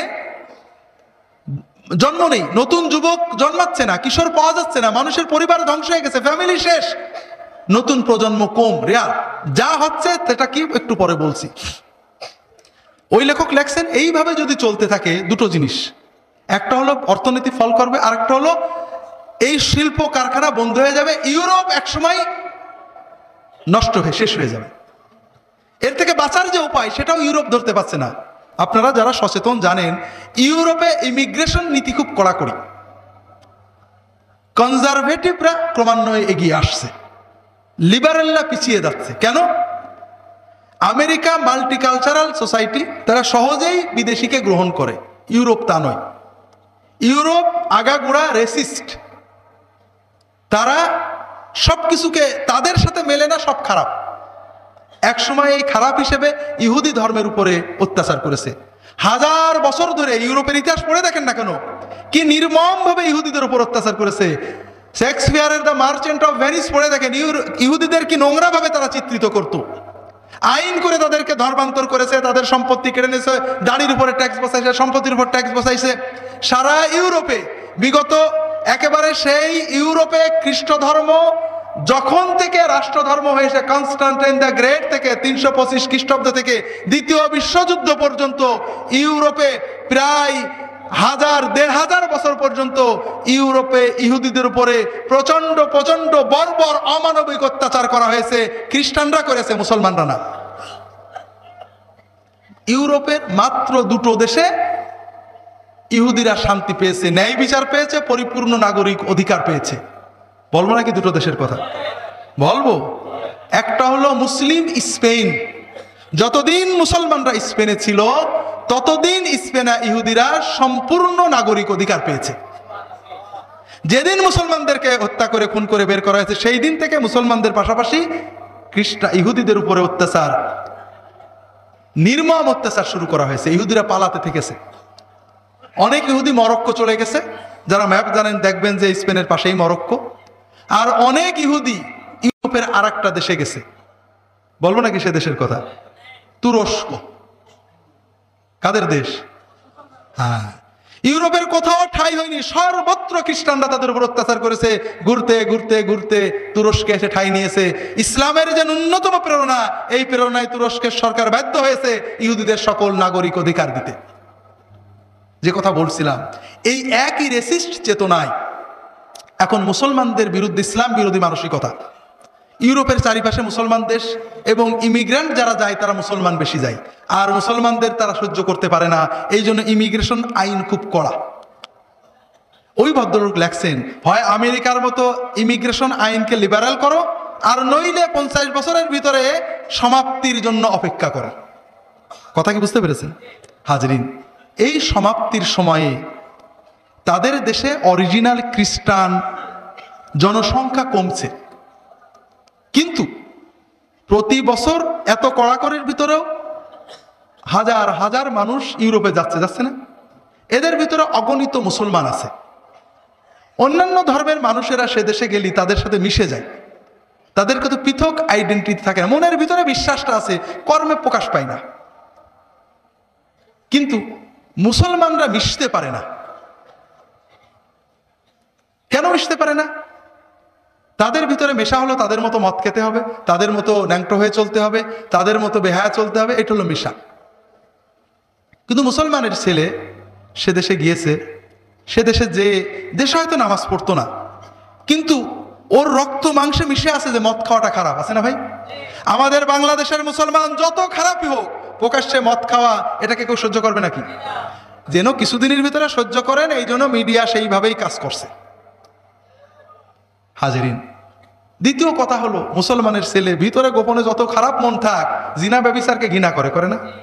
ওই দেশে যেও খারাপ হতে পারে না, অল্প খারাপ হয় কিন্তু অধিকাংশই ভালো হয়। বাংলাদেশে বেনামাজি ছিল, ওখানে দাড়িওয়ালা হুজুর হয়ে যায়। কথা কি বুঝেছেন? কেন? ওই খ্রিস্টানদের, আমাদের দেশে কোনো খ্রিস্টান দেখলে তাকে কি আপনারা গাল দেন নাকি? তো মজার ব্যাপার হলো, অস্ট্রেলিয়া, ইউরোপে, আমেরিকায় মুসলমান শুনলেই জিজ্ঞেস করে, আচ্ছা তুমি মানুষ খুন করেছো? তোমাদের ধর্মে কি খালি অন্যদের খুন করতে বলে? তুমি কি বোমা বানাইছো?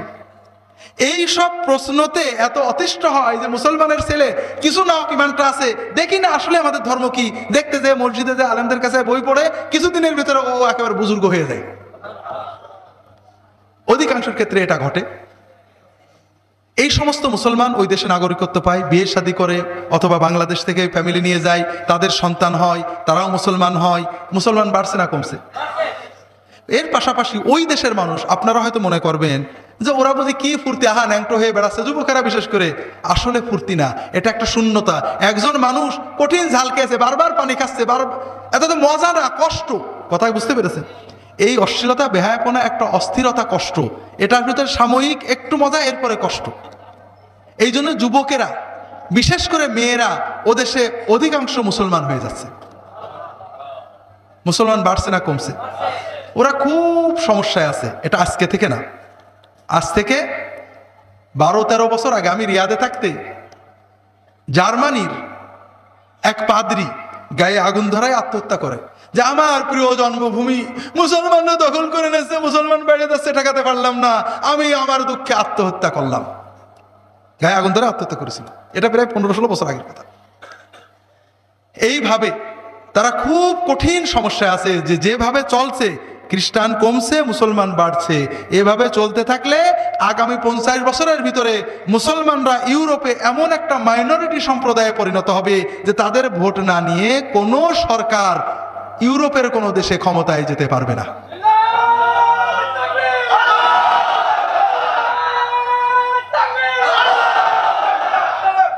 হাজরিন, যে কথা বলছিলাম, এর জন্য তারা কি করছে একটু পরে বলবো, প্রসঙ্গত বলি। আমার এক ভাই ইংল্যান্ড থেকে হজে আসছিলেন, দেখা হয়েছিল। বলছেন, ভাই কি করব, ইংল্যান্ডেই থাকবো নাকি বাংলাদেশে চলে যাব, দ্বিধাদ্বন্দ্বে থাকি। তাই বললাম যে ভাই, দিনের জন্য যেটা ভালো হয় সেটা করেন, তবে একটা জিনিস বুঝতে হবে, আল্লাহ আল্লাহর দ্বীনকে কোনো একক জাতির দেননি। আল্লাহ কোরআন কারিমে বলেছেন, ফাইয়াকফুর বিহা হাউলাই ফাকাদ ওয়াক্কালনা বিহা কওমান লাইসু বিহা বিকাফিরিন ইয়া আইয়ুহাল্লাযীনা আমানু মান ইয়ারতাদ্দা মিনকুম আন দীনিহি ফাসাউফা ইয়াতিল্লাহু বিকওমিন ইউহিব্বুহুম ওয়া ইউহিব্বুনাহুম আযিল্লাতিন আলাল মুমিনিনা আইজ্জাতিন আলাল কাফিরিন। আল্লাহ কোরআন কারিমে বলেছেন, শোনো, যদি তোমার সম্প্রদায় আমার দ্বীনের সাথে অবিশ্বাস করে, কোন মুসলিম সম্প্রদায় দ্বীনকে ছেড়ে দেয়, আল্লাহ নতুন সম্প্রদায় নিয়ে আসবেন যারা দ্বীন পালন করবে, বিশ্বে দ্বীন ছড়িয়ে দেবে। ইতিহাস পড়ে দেখুন, আল্লাহ দ্বীনকে আরবদেরকে দিয়েছিলেন। আরবেরা কিছুদিন পরে, সাহাবী তাবেঈনদের যুগের পরে, আরবরা বিট্রে করলো, দ্বীন পালন করলো না, বিলাসিতায় নিমগ্ন হয়ে গেল। আল্লাহ কেড়ে নিয়েছেন আরবদের কাছে দ্বীন, দিয়ে দিয়েছেন ইরানিদের কাছে, পার্সিয়ানদের কাছে। পার্সিয়ানরা বিট্রে করলো, আল্লাহ দ্বীন কেড়ে নিয়ে তুর্কিদের হাতে দিয়ে দিয়েছেন। তুর্কিরা বিট্রে করলো, আল্লাহ দ্বীন ছড়িয়ে দিয়েছেন। এমন হতে পারে অচিরেই হবে আল্লাহর দ্বীনের ঝান্ডা, দ্বীনের দাওয়াত এই আমেরিকা, ইউরোপ থেকেই বেরোবে।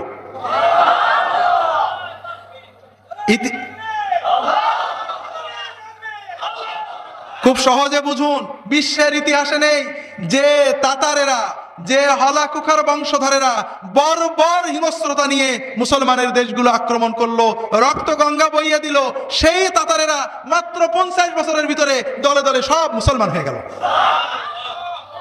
ইসলামের ভিতরে আল্লাহ এমন একটা নূর দিয়েছেন, শক্তি, আপনার প্রচার করা লাগে না, ও মানুষের হৃদয়ে পৌঁছে যায়। যে আমেরিকান বাহিনী মানুষ মারার জন্য মধ্যপ্রাচ্যে এসেছিল, মুসলমানদের সামান্য সংস্রব পেয়ে এদের ভিতরে শত শত হাজার হাজার মুসলমান হয়ে গেছে। মেরে ঠেকানো যাচ্ছে না, অপপ্রচার করে ঠেকানো যাচ্ছে না, ঠেকানোর উপায় নেই। কাজেই তবে আমাদের বুঝতে হবে, আমি আপনাদের গৌরবের জন্য বলছি না, ইসলামের ঝান্ডা হয়তো আগামী শতাব্দীতে আমেরিকা থেকে উঠবে, কিন্তু আপনার কি দশা হবে সেটা বুঝুন। ইসলামকে মেটানো যায় না। আমার হুজুর ওয়াজ করতেন, ইসলামকে মেটানো যায় না, ইসলামকে মেটাতে যারা এসেছে তারাই মিটে গিয়েছে। আপনার অবস্থা আপনি বিবেচনা করেন। যখন হলাকুখা বাগদাদ ধ্বংস করে, তাতারেরা একের পর এক মুসলমান দেশগুলো ধ্বংস করতে থাকে, মুসলমানরা থরথর করে কাঁপতো, কিয়ামত বুঝি এসে গেল, এই বুঝি ইয়াজুজ মাজুজ, আর ইসলাম থাকলো না। ইসলাম ধ্বংস হয়নি তাতার আক্রমণে, তাতাররা মুসলমান হয়েছে। শুধু তাই নয়, যে সময়ে বাগদাদে, খোরাসানে, সামারকান্দে, সিরিয়ায় লক্ষ লক্ষ মুসলমান রক্ত গঙ্গা বইয়ে গেছে, ঠিক সেই সময়ে ঠিক সেই সময়ে ফিলিপাইন্সে, থাইল্যান্ডে, ইন্দোনেশিয়াতে লক্ষ লক্ষ আদম সন্তান বিনা অস্ত্রে, বিনা যুদ্ধে লা ইলাহা ইল্লাল্লাহু মুহাম্মাদুর রাসূলুল্লাহ ঝান্ডার নিচে এসে গেছে। মুসলমান কমে না, ইসলাম কমে না, তবে বেয়াদব মুসলমান, আল্লাহর দিন পরিত্যাগকারী মুসলমানদেরকে আল্লাহ ধ্বংস করে দেন। কাজেই খুব সাবধান হতে হবে। হতে পারে ইসলামের ঝান্ডা হয়তো ওখান থেকে উঠবে, কিন্তু আপনার কি ক্ষতি হবে? আপনার গতি, আপনার অবস্থা কি বাগদাদের মতো হবে, আফগানিস্তানের মতো হবে, ইরাকের মতো হবে, সোমালিয়ার মতো হবে, না অন্য কিছুর মতো হবে? সেটা আপনার আমাকে বুঝতে হবে। হাজিরিন, যে কথা বলছিলাম, ইউরোপ আমেরিকার এই অবস্থায় তারা বিভিন্নমুখী পদ্ধতি নিয়েছেন। একদিকে তাদের দেশে আন্তর্জাতিকভাবে ইসলামের অপপ্রচার, অপপ্রচার, অপপ্রচার, মিথ্যা মিথ্যা মিথ্যা, ইসলাম সন্ত্রাস, ইসলামের নবী ইসলামের অগণিত মিথ্যা প্রচার, মিথ্যা প্রচার করে তারা তাদের দেশে এবং সারা বিশ্বে ইসলামকে হেয় করার চেষ্টা করছে। প্রচারের দুটো দিক সংক্ষেপ বলবো আপনাদের জানার জন্য। এই প্রচার করে লাভ হচ্ছে না, আরো ইসলাম বেশি যাচ্ছে। দুটো প্রচার, তিনটে প্রচার তারা করে। কয়টা? একটা হলো ইসলাম জিহাদ দিয়েছে, একটা হলো ইসলামী আইন, শরিয়া আইন বর্বর, আর একটা ইসলাম মেয়েদের জুলুম করেছে। কথা বুঝেছেন? তাদের প্রচারের মূল বেস তিনটে। প্রথম হলো ইসলাম জিহাদের মাধ্যমে বিশ্ব অশান্তি ছড়িয়েছে, এটা তারা বলে। আমাদের দেশে অনেকে বলেন এই ধর্ম যত হানা, নাস্তিকরা বলেন ধর্ম যত হানাহানির মূল। তাই বললাম দেখো, দুটো বিশ্বযুদ্ধ হয়েছে, এর চেয়ে বড় যুদ্ধ ছিল নাকি? দুটোই তো মুসলমানরা করছিল নাকি? না ধর্মের নামে হয়েছিল? ভিয়েতনাম আর কম্বোচিয়ার ভিতরে যুদ্ধটা লক্ষ লক্ষ মানুষ মারা গেছে, মুসলমানরা বাধাইছিল না ধর্ম বাধাইছিল? হ্যাঁ, এই মানে কিভাবে যে হয়, তারা পাগল, মূর্খ অথবা জ্ঞান পাপী। এখন বলে যে ইসলামে জিহাদ দিয়েছে। হাজরিন, এ বিষয়ে বেশি বলার সময় কম তো। জিহাদ ইসলামে দেয়নি তো। বেদ, মহাভারত, রামায়ণ, গীতায় জিহাদ নেই? যুদ্ধ আছে না? রামায়ণের কাহিনী যুদ্ধ না? মহাভারতের কাহিনী যুদ্ধ না? গীতার ভিতরে শ্রীকৃষ্ণ যুদ্ধের কথা বলেছেন। সব জায়গায় যুদ্ধ আছে। বাইবেলে ইহুদি খ্রিস্টান যারা মানবতার, যীশুখ্রিস্ট ভালোবাসা ভালোবাসা ভালোবাসা, আরে মেয়ে যীশুখ্রিস্ট কি বলেছেন, বাইবেলে কি আছে, তাদের হিসাব অনুযায়ী, and those who would not like that I rain upon them, bring them here and slay them.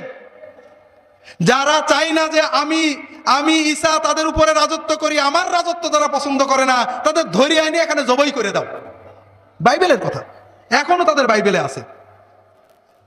বাইবেলের ভিতরে রয়েছে, বেশি আর এখন টেক্সট বলবো না, সময় চলে যাবে। যুদ্ধের ময়দানে নয়, যুদ্ধের ময়দানে ছাড়াও যুদ্ধবন্দীদের ভিতরে, নিরস্ত্র মানুষদের ভিতর থেকে শিশু, নারী, কিশোর এদেরকে হত্যা করে ফেলবা, গরু ছাগল পর্যন্ত মেরে ফেলে দেবে। এমনকি যুদ্ধ ছাড়াই তোমার দেশে যদি বিধর্মী বাস করে, তাদেরকে গোপনে অথবা মিথ্যা দাওয়াত দিয়ে এনে ঘরে বন্ধ করে জবাই করে ফেলে দেবে, তাদের মন্দিরগুলো ভেঙে ফেলে দেবে। এখনো সব বাইবেলে আছে।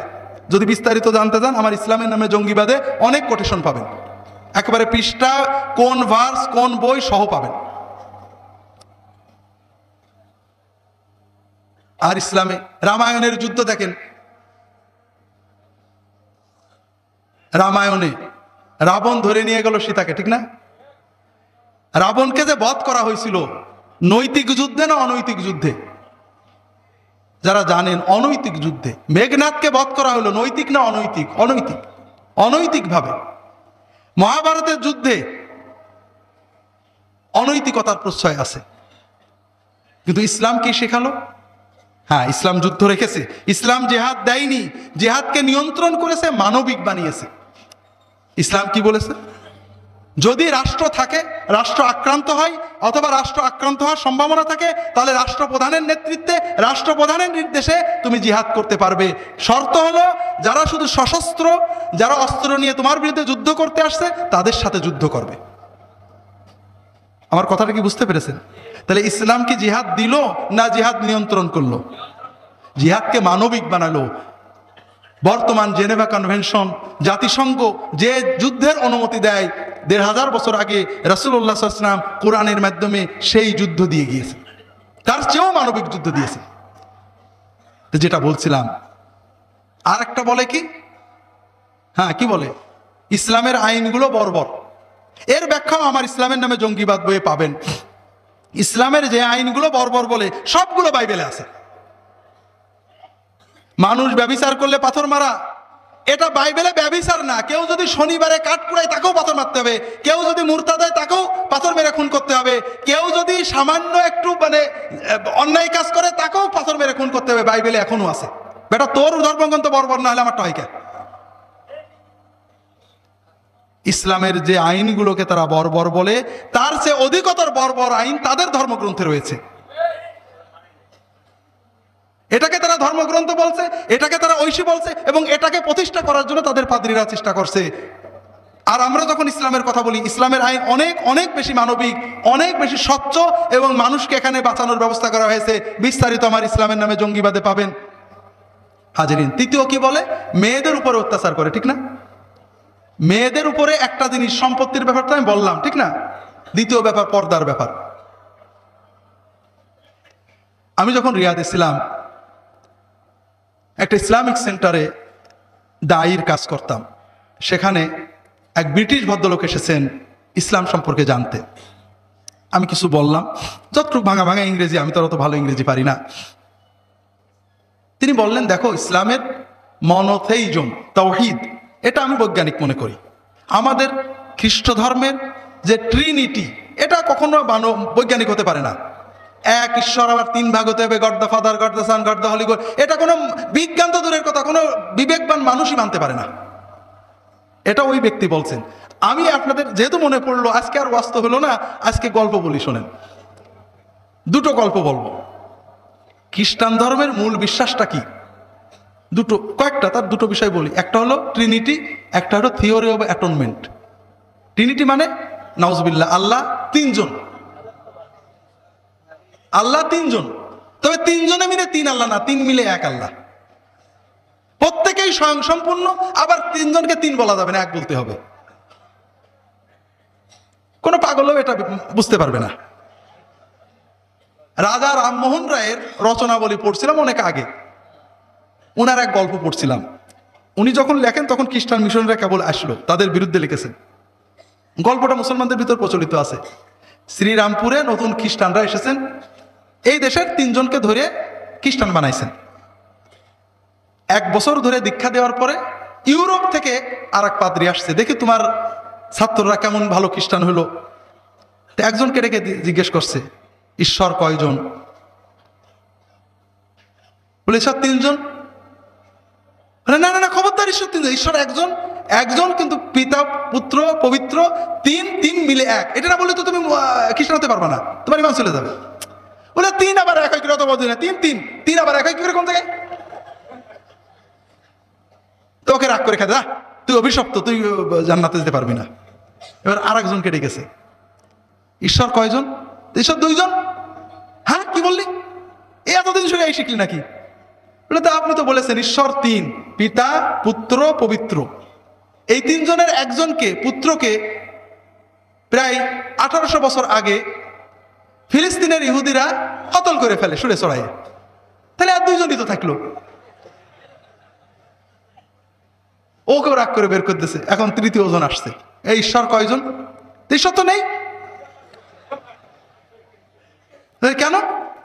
বলে যে আপনি বলেছেন ঈশ্বর একজন, পিতা পুত্র পবিত্র, 3 মিলে এক ঈশ্বর। আর সেই ঈশ্বরকে 1800 বছর আগে ফিলিস্তিনে ইহুদিরা কতল করে ফেলে। বাকি 18 বছর তো দুনিয়া ঈশ্বর ছাড়াই চলতে, আমি বুঝেছি। এটা এমন একটা পাগলামি থিওরি, এটা কোনো মতেই ব্রেনে ঢুকবে না। আর একটা থিওরি আছে, থিওরি অফ অ্যাটনমেন্ট, প্রায়শ্চিত্ত। সেটা কি?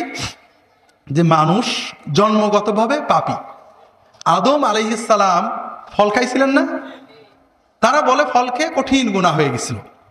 আর এই গুনার জন্য আদমের যত সন্তান কিয়ামত পর্যন্ত সকলেই জাহান্নামে যাওয়া বাধ্যতামূলক। চুরি করলো বাপ, আর ফাঁসি হবে কার?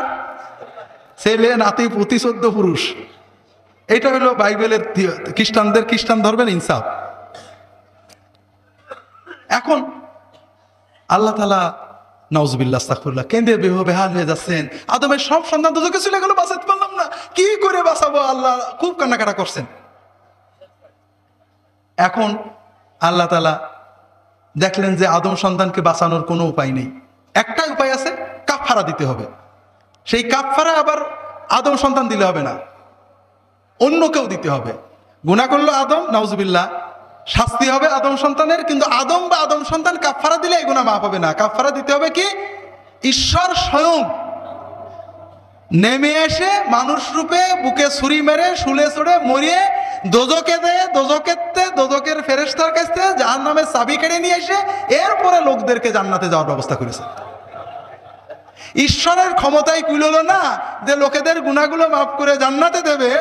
এই জন্য একজন খ্রিস্টান তিনি লিখেছেন, no heathen tribe has conceived such grotesque an idea that man was born with a hereditary stain upon them, and that stain for which he is not personally responsible is to be atoned for, and that Almighty God had to sacrifice his only begotten son to neutralize this mysterious curse. কোন পাগল জাতিও নেই, বর্বর পাহাড়ি জাতিও নেই যে এরা একটা উদ্ভট কথা বিশ্বাস করে যে মানুষ জন্মগতভাবে পাপী, আর যে পাপ নিজে করলো না সেই পাপের জন্য তার আবার কাফারা দেওয়া লাগবে। আবার সেই কাফারা কোনো মানুষে দিলে হবে না, শেষ পর্যন্ত সর্বশক্তিমান ঈশ্বর নিজের আপন ছেলেকে শুলে চড়িয়ে সেই পাপ ক্ষমা করানো লাগলো। এই রকম উদ্ভট চিন্তা কোনো পাগল ট্রাইবও করে না। কথা কি বুঝতে পেরেছেন? যাই হোক, কথা প্রসঙ্গে বললাম, ওই খ্রিস্টান ভদ্রলোক বলছেন, আমি বুঝি যে ইসলামের এই ঈমান তাওহীদ বিষয়ক বিশ্বাসটা সঠিক, আমাদেরটা ঠিক না। তবে তোমরা মেয়েদের উপরে একটা অত্যাচার করো, ওদেরকে সমাজ থেকে সেগ্রিগেট করে রেখেছো।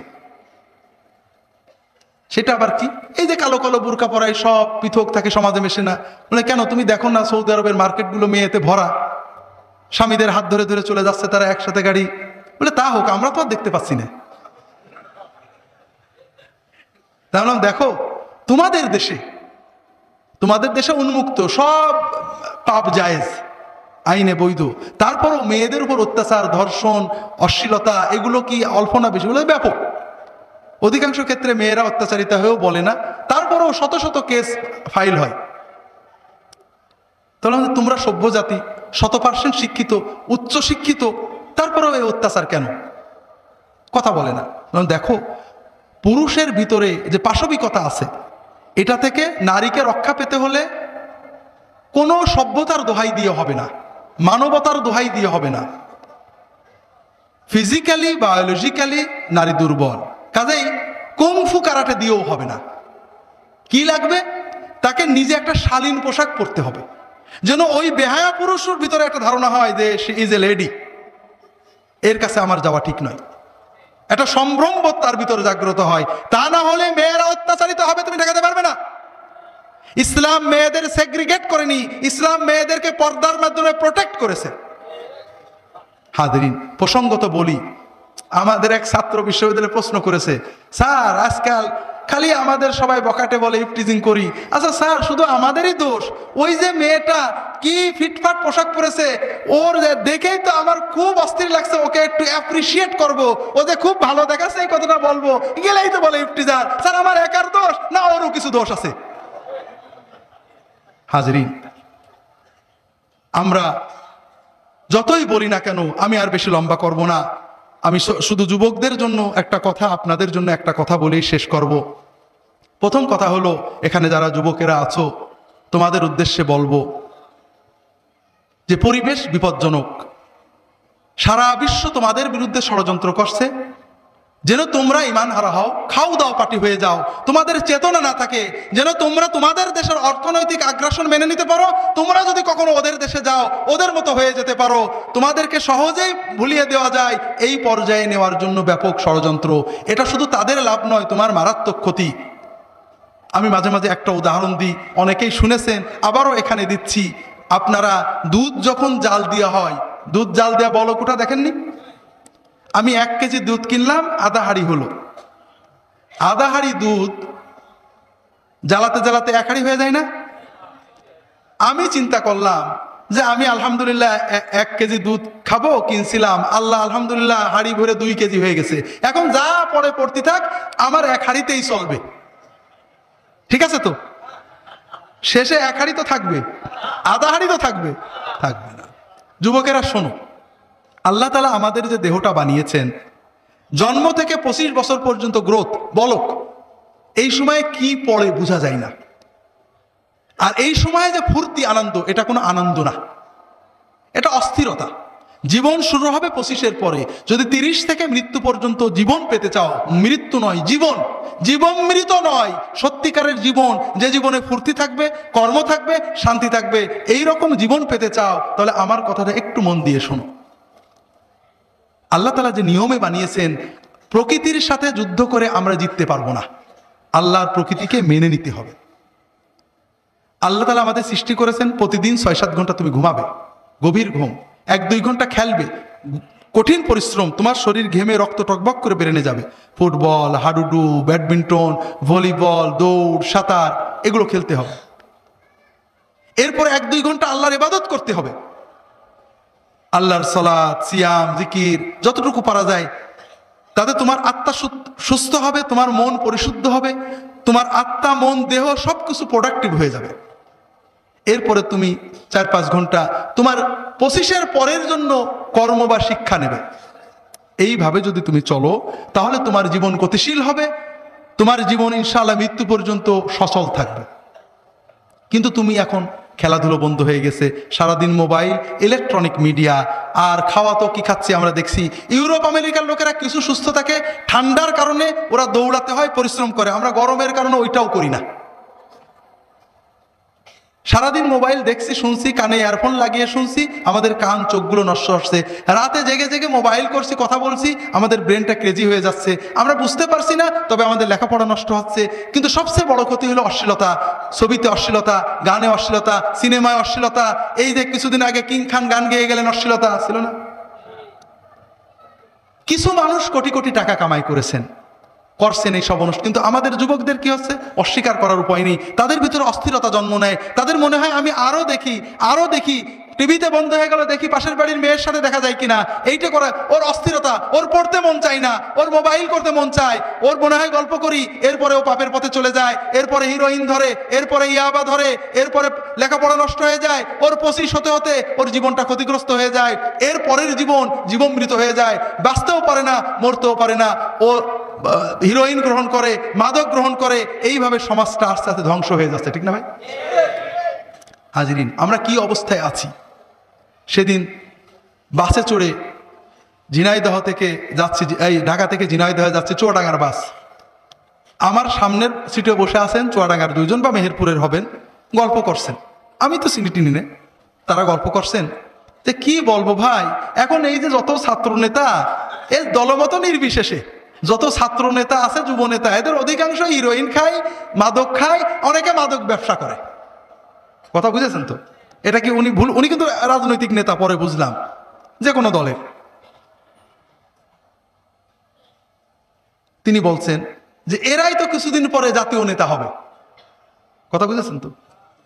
নেতা হইরা মাদক বিরোধী কনসার্ট করবে, মাদককে না বলুন মিছিল করবে, কিন্তু রাত্রে বাড়ি যে নিজে মাদক নেবে এবং মাদকের ব্যবসা করবে। ঠিক না?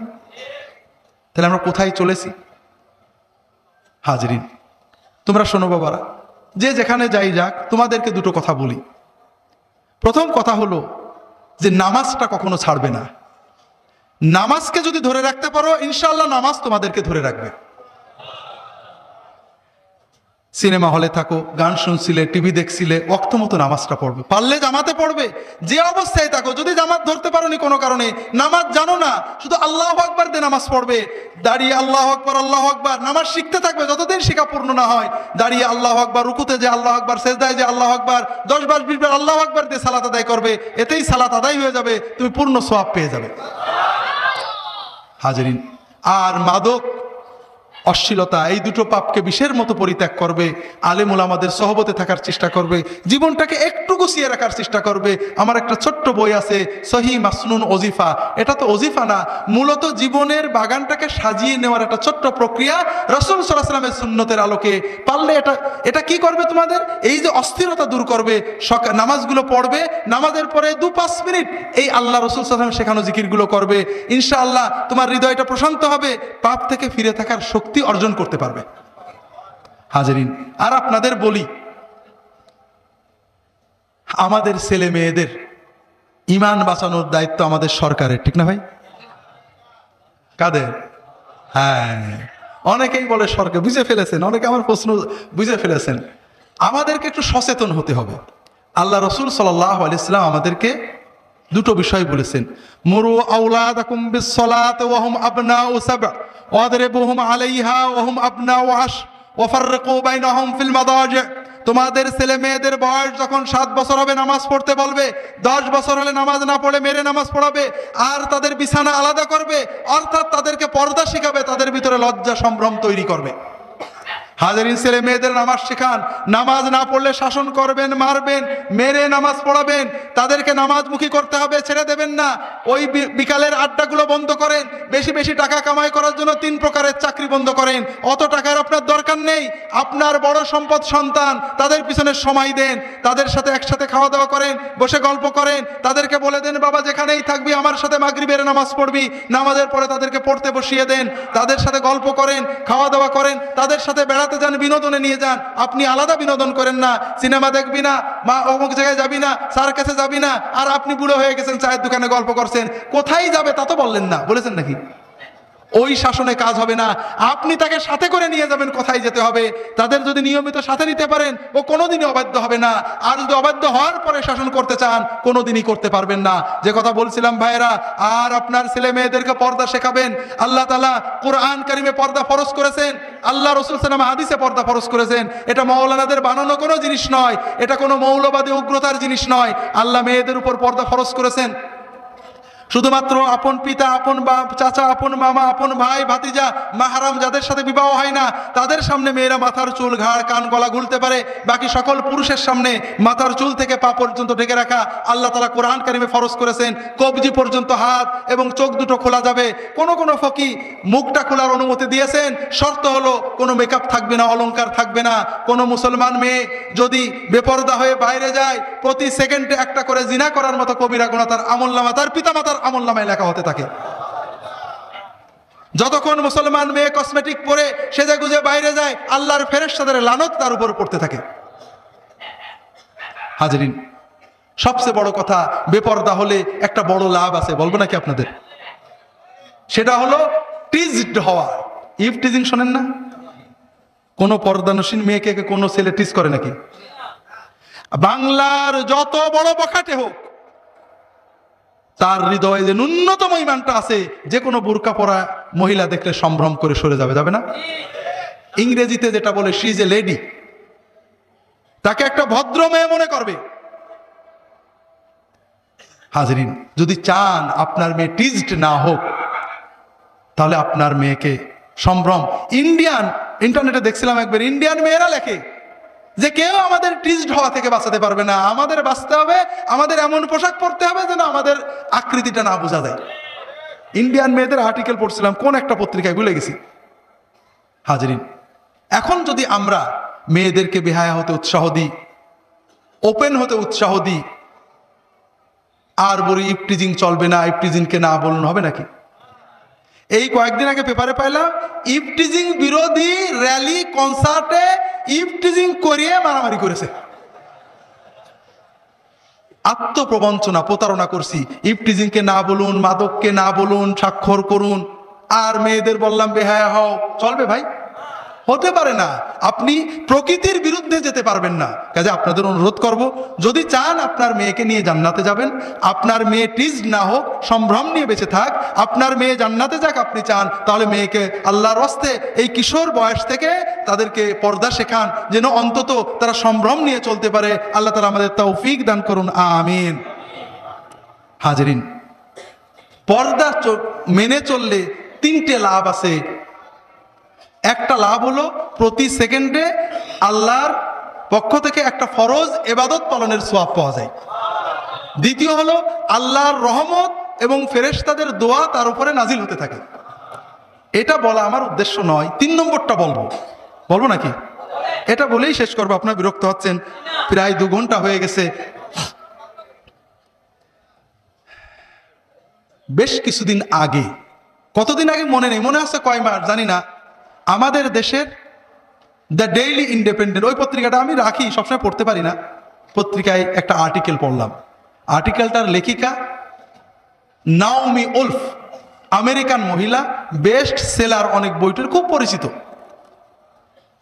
ওনার লেখা আর্টিকেলটার নাম হলো দ্য ভেইলড মডেস্টি, পর্দাবৃত সতীত্ব। উনি আর্টিকেলে লিখেছেন যে আমরা ইউরোপ আমেরিকার মানুষেরা বোরকাকে খুব ঘৃণা করি। এটাকে আমরা ব্যাকডেটেডনেস এবং সাপ্রেশনের আলামত মনে করি, অর্থাৎ এটা সেকালে গায়ও এবং এটা পুরুষদের অত্যাচার মনে করি। তো উনি লেখছেন মুসলমানদের দেশে হয়তো কোনো পুরুষ বউকে জোর করে বোরকা পরাতেও পারে, কিন্তু ইউরোপে যে মেয়েরা বোরকা পরে আমরা কি করে বলবো এদের স্বামীরা পরাইছে? এরা তো নিজের মনের আবেগেই পরে। দ্বিতীয় বিষয় উনি বলছেন, যেটা আমার বলার উদ্দেশ্য, পর্দা করলে কি লাভ হয়। উনি বলছেন যে আমাদের যে মানসিকতা, যারা পর্দা বোরকা পরে ওরা সেকেলে আধুনিকতা বোঝে না, ফ্যাশন বোঝে না, কসমেটিক বোঝে না। এইটা বোঝার জন্য আমি মরক্কো, তিউনিশিয়া, মিশর, বিভিন্ন দেশের মুসলমান ফ্যামিলিতে ঢুকলাম। মহিলা যেহেতু মেয়েদের সাথে ঢুকেছে, তিনি বললেন আমি একটা অদ্ভুত জিনিস দেখলাম। সেটা কি? আমি দেখলাম যে সমস্ত মেয়েরা পর্দা করেন তারা খুবই সৌন্দর্য সচেতন, অত্যন্ত ভালো কসমেটিক ফ্যাশন বোঝেন, তারা কখনো সেকেলে না, তারা অত্যন্ত স্মার্ট। 2 নম্বর আমি দেখলাম যে যারা আমরা সেজে গুজে মেকআপ করে বাইরে থাকি, তাদের চেয়ে যারা পর্দা করে তাদের সৌন্দর্য অনেক বেশি। মেকআপকারীদের সৌন্দর্য মেকআপ না করলে তুত্তুরে বুড়ি মনে হয়, আর পর্দানসীন মেয়েদের মুখের যে কমনীয়তা, এটা কোনো কিছুর সাথেই তুলনা করা যায় না। 3 নম্বর তিনি বলছেন যে আমাদের অশ্লীলতা বেহায়াপনার কারণে আমাদের স্বামী স্ত্রী পারিবারিক শান্তি নষ্ট হয়ে গেছে। স্বামী স্ত্রীর আনন্দ মজা নষ্ট হয়ে গেছে। কিন্তু আমি পর্দানসীন পরিবারগুলোতে যেয়ে দেখলাম তাদের স্বামী স্ত্রীর যে আনন্দ মজা শান্তি, এটা আমরা বর্তমানে ইউরোপে কল্পনাও করতে পারি না। হাজরিন, আল্লাহর রাস্তে বলবো যে আল্লাহর সাথে যুদ্ধ করে আমরা পারবো না। আসুন আমরা আল্লাহর ওলি হওয়ার চেষ্টা করি, আমাদের সন্তানদেরকে ওলি বানানোর চেষ্টা করি, আমরা ওলিদের আব্বা দাদা হওয়ার চেষ্টা করি, সমাজটাকে রক্ষা করতে অন্তত সালাত এবং পর্দার হেফাজত করি। আল্লাহ তাআলা সবাইকে তৌফিক দান করুন, আমিন। ওমা তৌফিকি ইল্লা বিল্লাহ, সুবহানাকা আল্লাহুম্মা ওয়া বিহামদিকা, আশহাদু আল্লা ইলাহা ইল্লা আনতা, আস্তাগফিরুকা ওয়া আতুবু ইলাইক। আল্লাহুম্মা সাল্লি আলা মুহাম্মাদিন নবিয়্যিল উম্মি ওয়া আলা আলিহি ওয়া আসহাবিহি ওয়া বারিক ওয়া সাল্লিম। আসসালামু আলাইকুম ওয়া রাহমাতুল্লাহ।